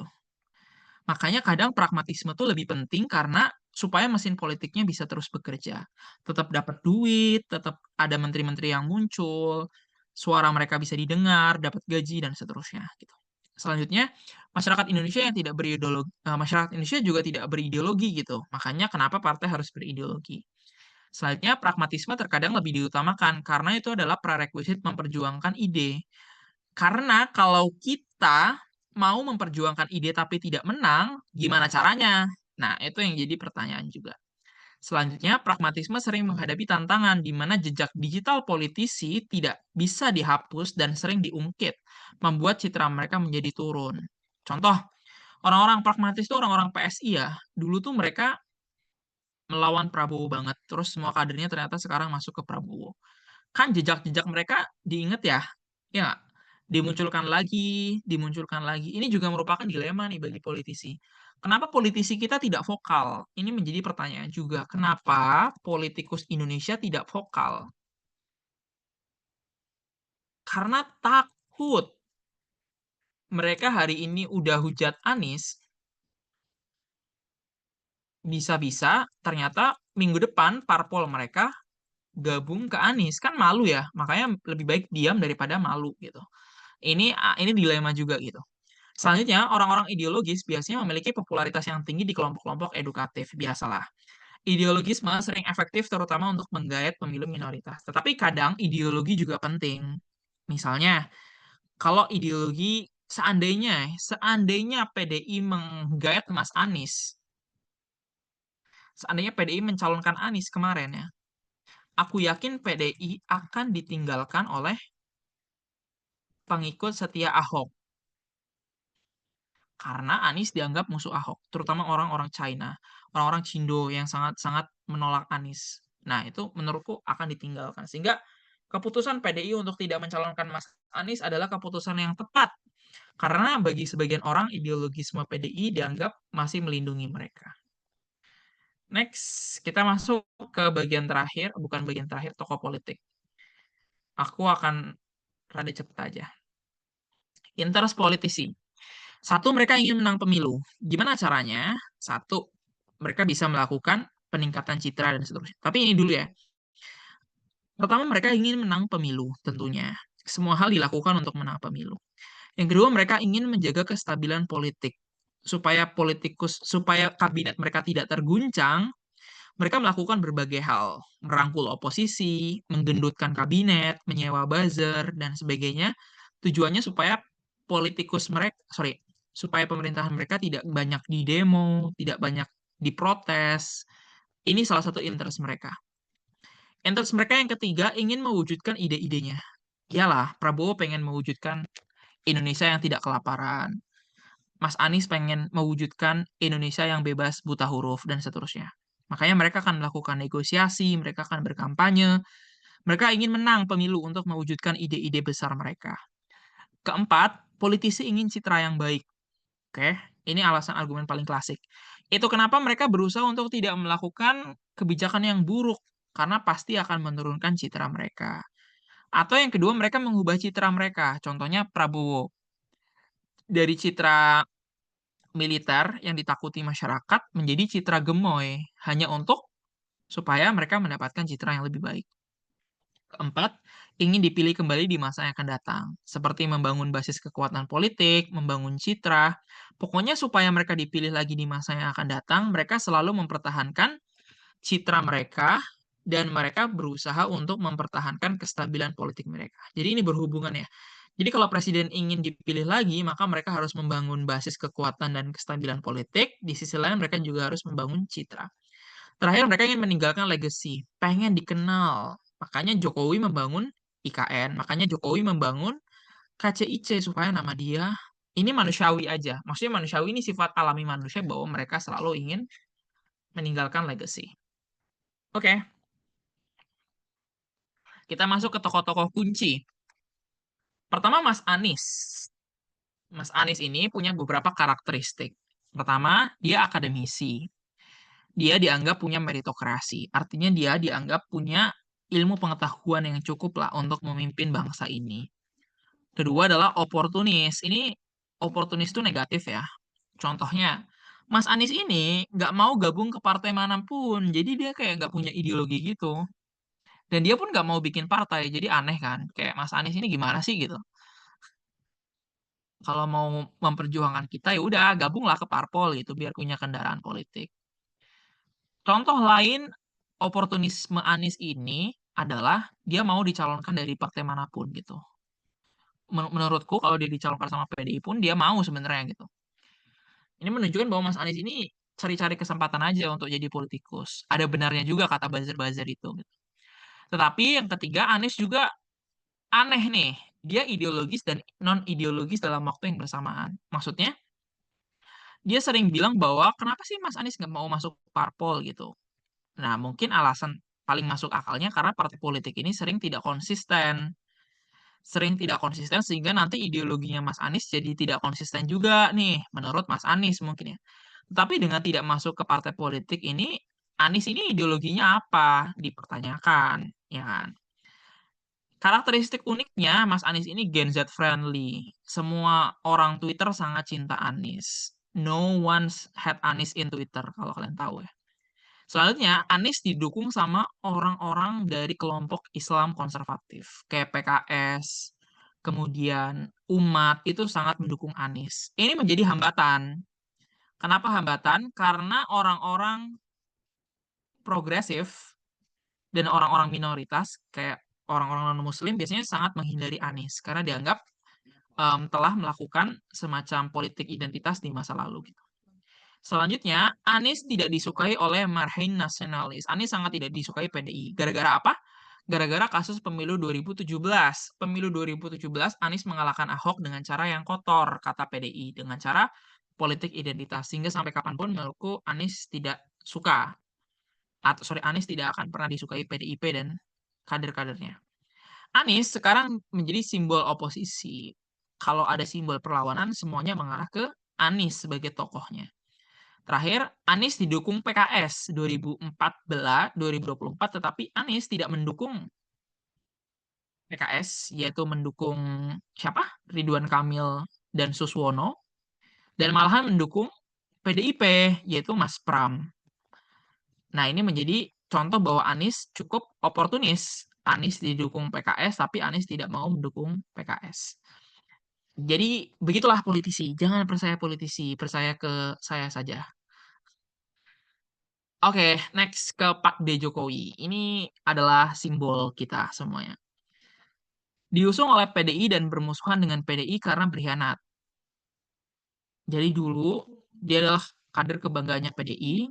Sekarang dia adalah musuh besarnya PDI dalam waktu yang bersamaan. Kedua, punya basis penggemar yang besar hingga sekarang. Basisnya gede banget literally. Ada Projo, Projokowi itu gede banget. Orang-orang desa tuh masih ingat. Coba kalau kalian ke desa terus tanya siapa presidennya, mungkin mereka masih menganggap Jokowi itu masih masih diingat gitu. Karena pesonanya itu adalah ini yang paling terkenal. Jokowi digambarkan antitesa. Jadi waktu zaman SBY, salah satu masalah dari pejabat Indonesia itu dianggap terlalu elitis. tidak mau turun ke jalan, tidak mengerti masalah masyarakat. Jokowi hadir dengan masuk ke gorong-gorong. Jokowi masuk ke gorong-gorong, memberikan citra sangat-sangat positif pada waktu itu. Ini karakteristiknya sehingga dia dianggap wong cilik. Dan waktu itu sangat didukung dengan partainya, yaitu PDIP yang sangat-sangat mengakar.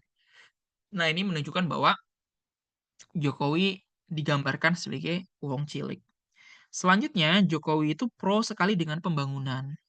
Kalau kalian lihat, semua kebijakannya berhubungan dengan pembangunan infrastruktur. Bendungan, tol, IKN, KCIC, semuanya dibangun sama Jokowi. Dia sangat berjasa. Tetapi, di sisi lain, sebenarnya dia udah oke dalam bidang pembangunan, tetapi dia sangat buruk dalam bidang demokrasi. Dia dianggap perusak demokrasi. Dia menitipkan anaknya.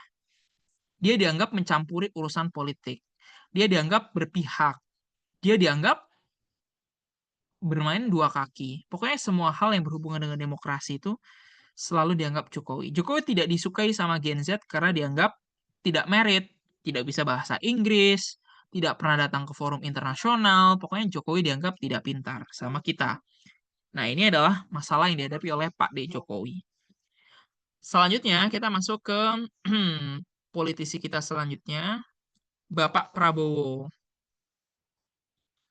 Bapak Prabowo ini punya karakteristik yang unik.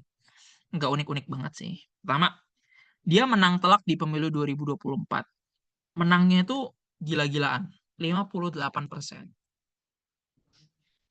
58% ini adalah angka yang paling besar hampir kayak di seluruh dunia gitu. That's the point. He is really have a big fans in Indonesia gitu.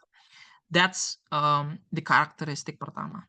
Jadi kalau ada usaha-usaha motion yang ngomongin soal kestabilan politik Presiden Prabowo, the first thing ini sangat-sangat stabil, sangat-sangat kuat basisnya. Yang kedua adalah pro pemerataan ekonomi.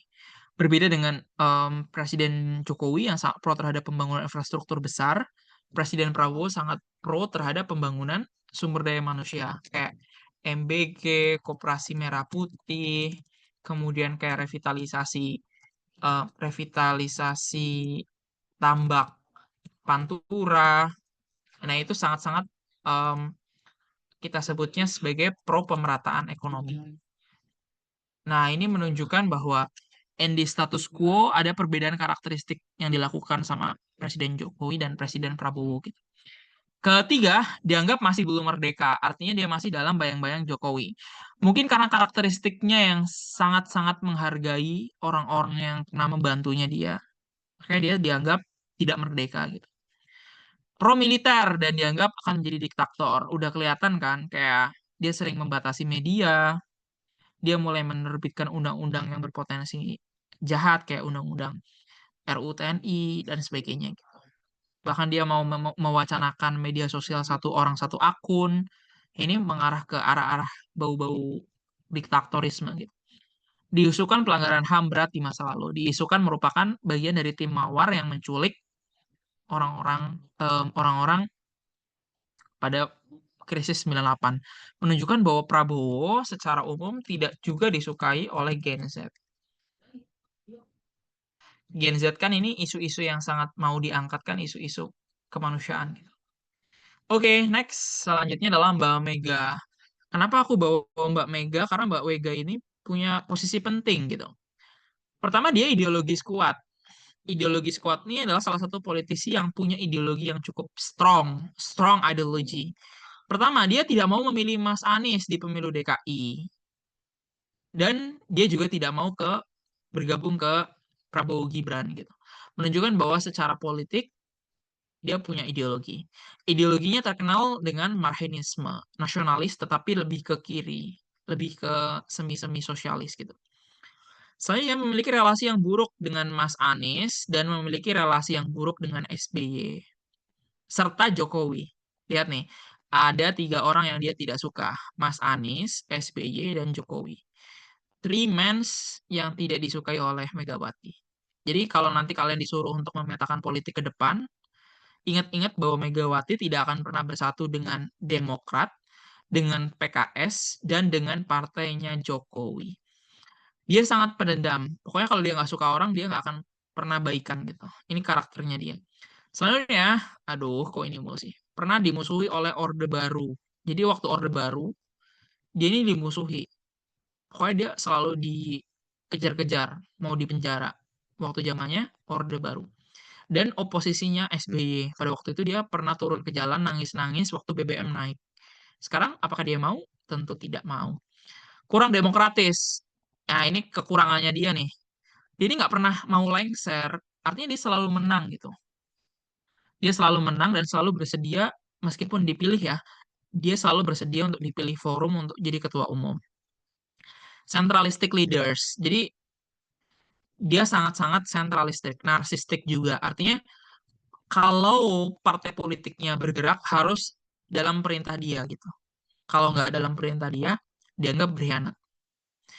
Berdiri dengan nama besar bapaknya. Semua orang tahu bahwa dia selalu menggunakan nama Soekarno dalam setiap kampanyenya dia. Menunjukkan bahwa dia belum populer kalau tidak ada bapaknya gitu. Nah, ini menjadi isu juga yang kuat bagi Mega.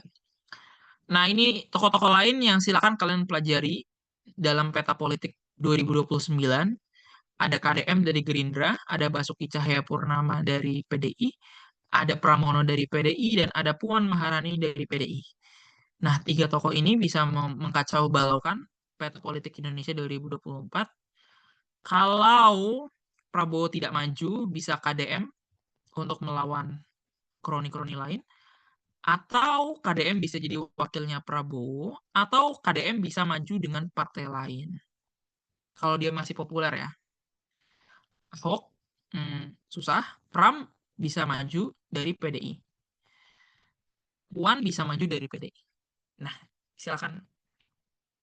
Penerapan dalam debat, bagian terakhir. Satu contoh aja. Penerapan debat politik. Kita kasih contoh ya. Kita lihat, dari semua yang kita pelajari, kita lihat contoh ini. Sebagai Prabowo, Dewan ini akan meninggalkan Jokowi demi mendapatkan PDI. Jadi mosi ini tuh Prabowo harus meninggalkan kroni-kroni Jokowi agar PDIP mau masuk. Kenapa? Karena PDIP tidak mau masuk gara-gara masih ada Gibran, masih ada Prabowo yang dan menteri-menterinya Jokowi di situ. Nah, ini yang membuat PDIP nggak mau masuk. Debatnya adalah apakah Prabowo akan meninggalkan Jokowi, bukan Jokowinya, secara maksudnya meninggalkan Jokowi itu memecat menteri-menterinya Jokowi, kepercayaannya Jokowi, atau bahkan mengganti Gibran untuk agar PDIP masuk ke dalamnya. Gimana cara kita berdebat ini? Pertama, analisis interest Prabowo.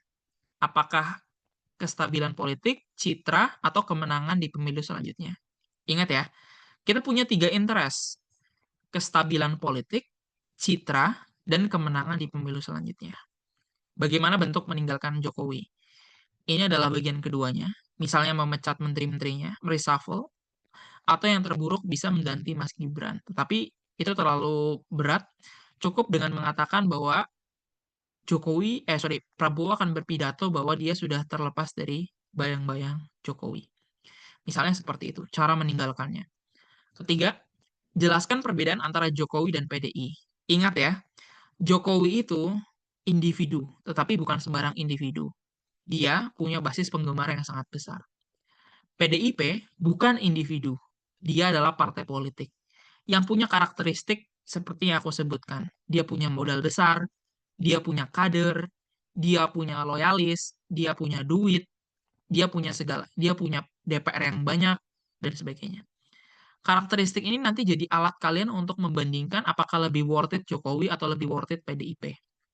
Nanti masuk ke bagian sini. Misalnya, jika Jokowi dianggap sebagai hal buruk bagi Prabowo, ketika Prabowo mengumumkan bahwa dia sudah melepaskan diri dari Jokowi, di sisi tim pro, citranya akan naik. Ya enggak? Karena dianggap sudah lepas dari hal yang membuat Prabowo tidak disukai, yaitu masih ada campur tangan Jokowi. Yang kedua, apakah melepas Jokowi akan mengganggu kestabilan politik? Nah, atau memasukkan PDIP justru akan memperbagus kestabilan politik? Nah, ini bisa jadi argumentasi.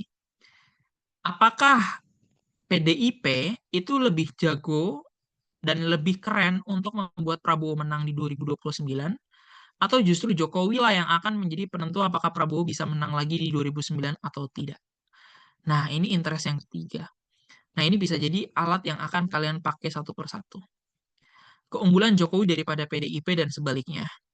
Menarik kasus ke arah yang apa yang akan terjadi jika meninggalkan Jokowi.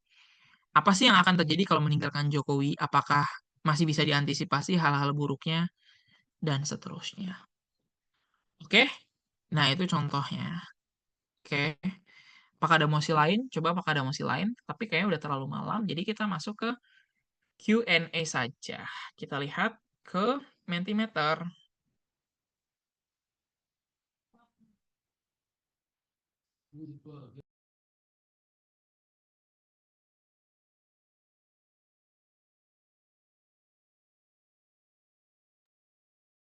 Oke, aku baca satu-satu ya dari bawah.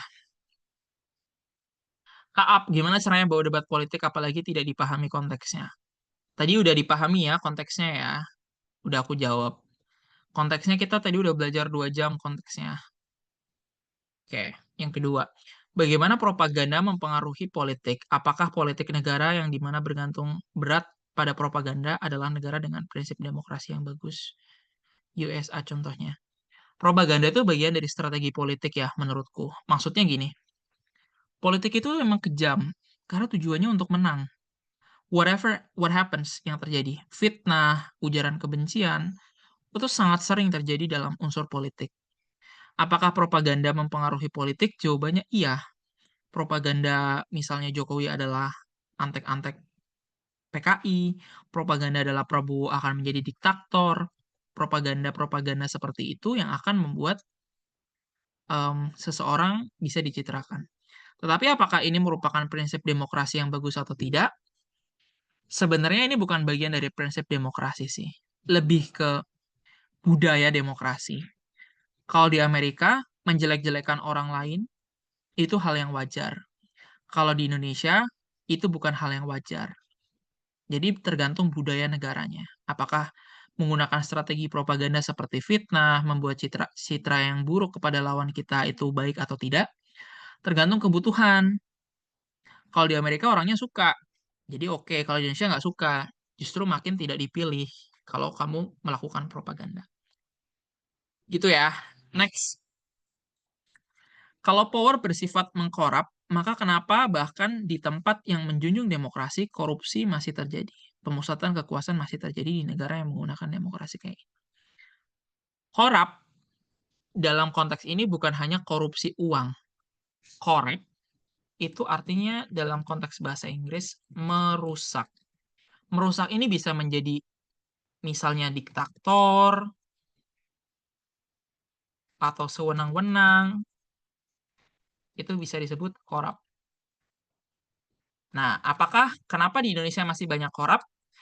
Nah, jawabannya adalah karena prinsip check and balance di Indonesia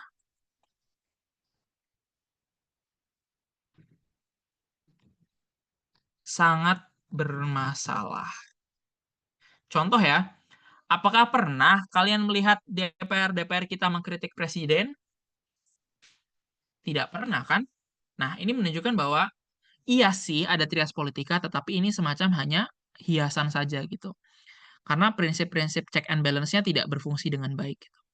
Tetapi ini juga isu sih. Apakah ketika presidennya berasal dari parpol yang sama dengan DPR-nya, DPR-nya tidak bisa melakukan check and balance kepada presiden? Jawabannya belum tentu. Kenapa? Kalian pernah lihat nggak menteri-menterinya Presiden Prabowo atau Presiden Jokowi itu dimarahin di DPR? Artinya DPR-nya masih mau marah kan? Masih mau membentak-bentak menteri-menterinya. Sebenarnya ada beberapa hal sih. Satu, sebenarnya DPR-nya juga pengen cari citra gitu. Menunjukkan bahwa mereka kerja. Atau yang kedua, sebenarnya bentuk memarahi menterinya Prabowo adalah bentuk untuk menjaga Prabowo. Karena menteri-menterinya Prabowo inilah yang sering merusak nama Prabowo. Makanya para DPR-nya, karena DPR-nya adalah loyalis Prabowo, untuk menjaga nama Prabowo, mereka marahin menteri-menterinya. Yang keempat, memarahi menteri tidak akan membuat pemerintahan terlihat buruk di masyarakat. Justru memarahi menteri dan disiarkan di televisi akan memperlihatkan bahwa sistem politik kita bekerja. DPR ada kerjanya, pemerintah mau dievaluasi. Jadi justru kesannya positif. Sehingga kalau nanti ada tim kalian atau tim lawan yang ngomongin, kalau satu partai tidak akan check and balance, nggak juga kok, kesempatan-kesempatan itu ada. Dan alasannya udah aku jelasin tadi. Itu ya. Selanjutnya, bagaimana solusi agar masyarakat kita tidak mengagungkan penokohan tapi memilih berdasarkan ideologi? Satu, solusinya menurutku adalah izinkan semua ideologi untuk berada di Indonesia.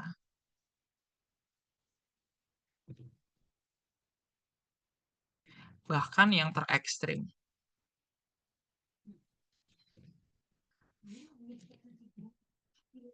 Ada sosialis. Kalau komunis terlalu ekstrim, sosialis deh. Sosialis.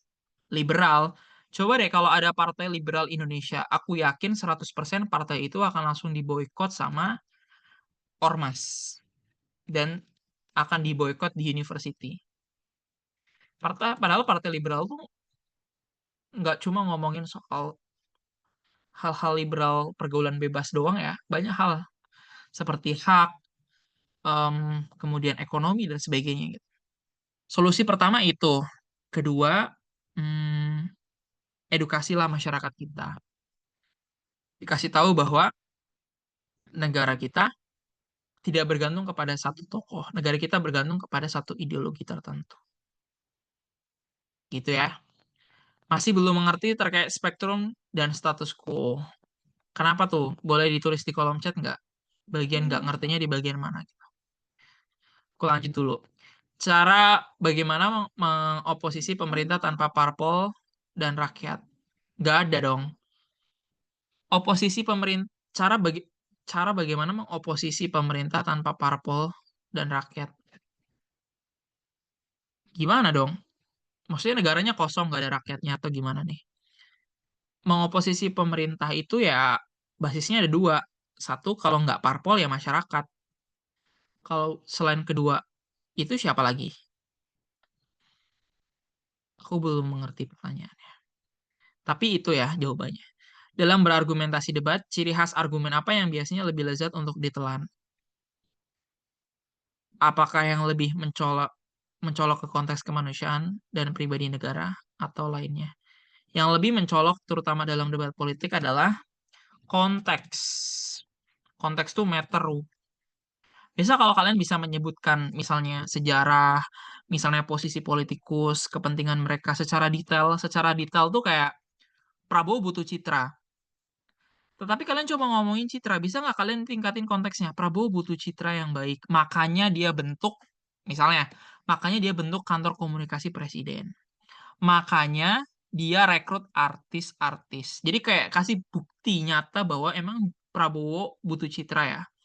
Konteks yang paling nyata tuh apa? Biasanya debat itu lebih mencolok ketika ada yang ada tim yang berhasil untuk mengkontekstualisasi hal-hal klasik menjadi hal-hal yang terkesan sangat penting. Gitu. Selanjutnya yang terakhir, gimana cara bikin karakterisasi yang menarik di debat politik Indo supaya nggak templating? Karakteristiknya udah aku sebutin tadi ya. Misalnya, karakteristik-karakteristik dari partai politik Indonesia itu jangan cuma dikatakan pragmatis aja. Coba kamu bisa bikin konteks yang lebih dalam, kenapa mereka pragmatis. Kan kalau orang tuh ngomongin pragmatis karena mereka butuh duit, butuh kekuasaan juga. Misalnya, yang lebih keren dong, mereka pragmatis. Karena masyarakat Indonesia itu memang secara umum tidak mengerti ideologi mereka. Jadi ideologi tidak laku. Atau yang kedua, kalau tidak pragmatis, mereka bisa dilupakan dan ini menjadi masalah lebih besar. Malahan mereka tidak bisa memperjuangkan ideologi mereka ketika mereka pragmatis. Nah, itu ya. Jadi em, konteks karakterisasinya diperkuat aja dengan logika-logika lain yang tidak umum gitu.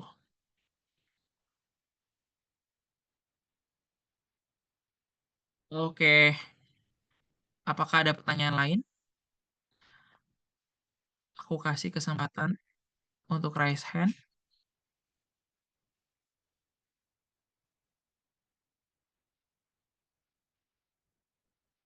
Oke, Calvin ada?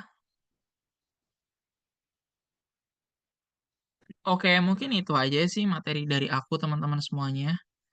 Semoga cukup membantu dan ini cukup lama, sekitar 1,5 jam. Izin bertanya, saat threshold dihapus, countermekanismenya apa? Saat threshold dihapus, countermekanismenya adalah satu, ya berarti tidak ada threshold. Kalau kalian setuju threshold dihapus, countermekanismenya tidak ada threshold. Kalau tidak ada threshold, countermekanismenya satu, semua partai politik tidak perlu untuk bergabung dengan partai politik lain untuk mencalonkan satu presiden. Kalau tidak ada threshold, partai politik tidak perlu bergabung ke partai politik lain untuk mencalonkan presiden. Kalau tidak ada threshold, partai politik mungkin atau partai politik kecil bisa mencalonkan anggota-anggotanya menjadi presiden. Gitu. Jadi mekanisasi aja kalau tidak ada threshold, kira-kira gimana bentuknya. Gitu jawabannya. Oke, ada pertanyaan lain? Kalau tidak ada, aku serahin ke Kelvin. Apakah Kelvin ada di sini? Oke, kalau tidak ada pertanyaan lain, mohon maaf kalau misalkan ada voice. Terima kasih teman-teman yang sudah me- berminat dan juga antusias untuk kelas membaca arah debat politik Indonesia. Semoga dari materi Kak Gilang tadi, dari Q&A tadi sudah bisa membantu teman-teman lebih mengerti terkait politik Indonesia terutama. Lalu kalian bisa menerapkannya dan juga mengimplementasikannya baik di kehidupan sehari-hari, misalkan kalian misalkan ada mau memberikan opini atau juga ketika misalkan berdebat terkait politik, terutama yang membahas terkait politik Indonesia. Oke, mungkin untuk penutupnya teman-teman nanti akan diberikan link absen yang akan dikirimkan melalui di grup.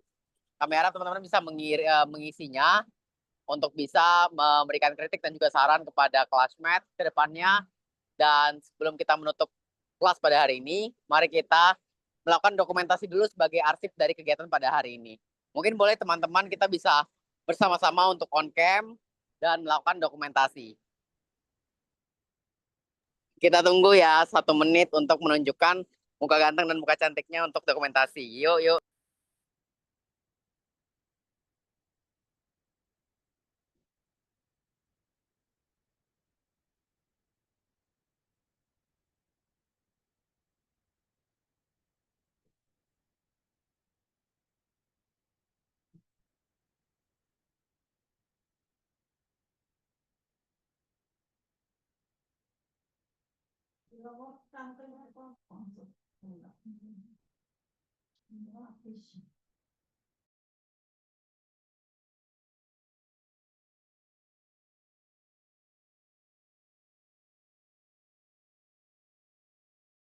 Oke, sebentar aku mengatur backgroundku dulu ya sambil menunggu teman-teman yang lain.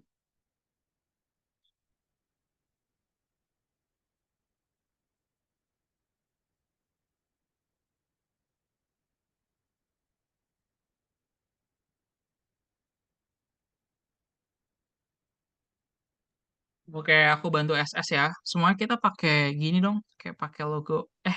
Itu mah logo IDC. Sorry, classmate. We use the classmate. I will be take the picture in 3, 2, 1. Oke, udah Kelvin. Oke, thank you so much teman-teman dan juga Kak Gilang yang telah mengisi kegiatan pada hari ini. Semoga ilmunya bisa bermanfaat dan semoga kita bisa ketemu lagi di kegiatan classmate selanjutnya. Terima kasih teman-teman. Nanti rekaman dan PPT-nya akan segera dikirimkan melalui email masing-masing. Terima kasih. Dadah semuanya. Thank you, Kak.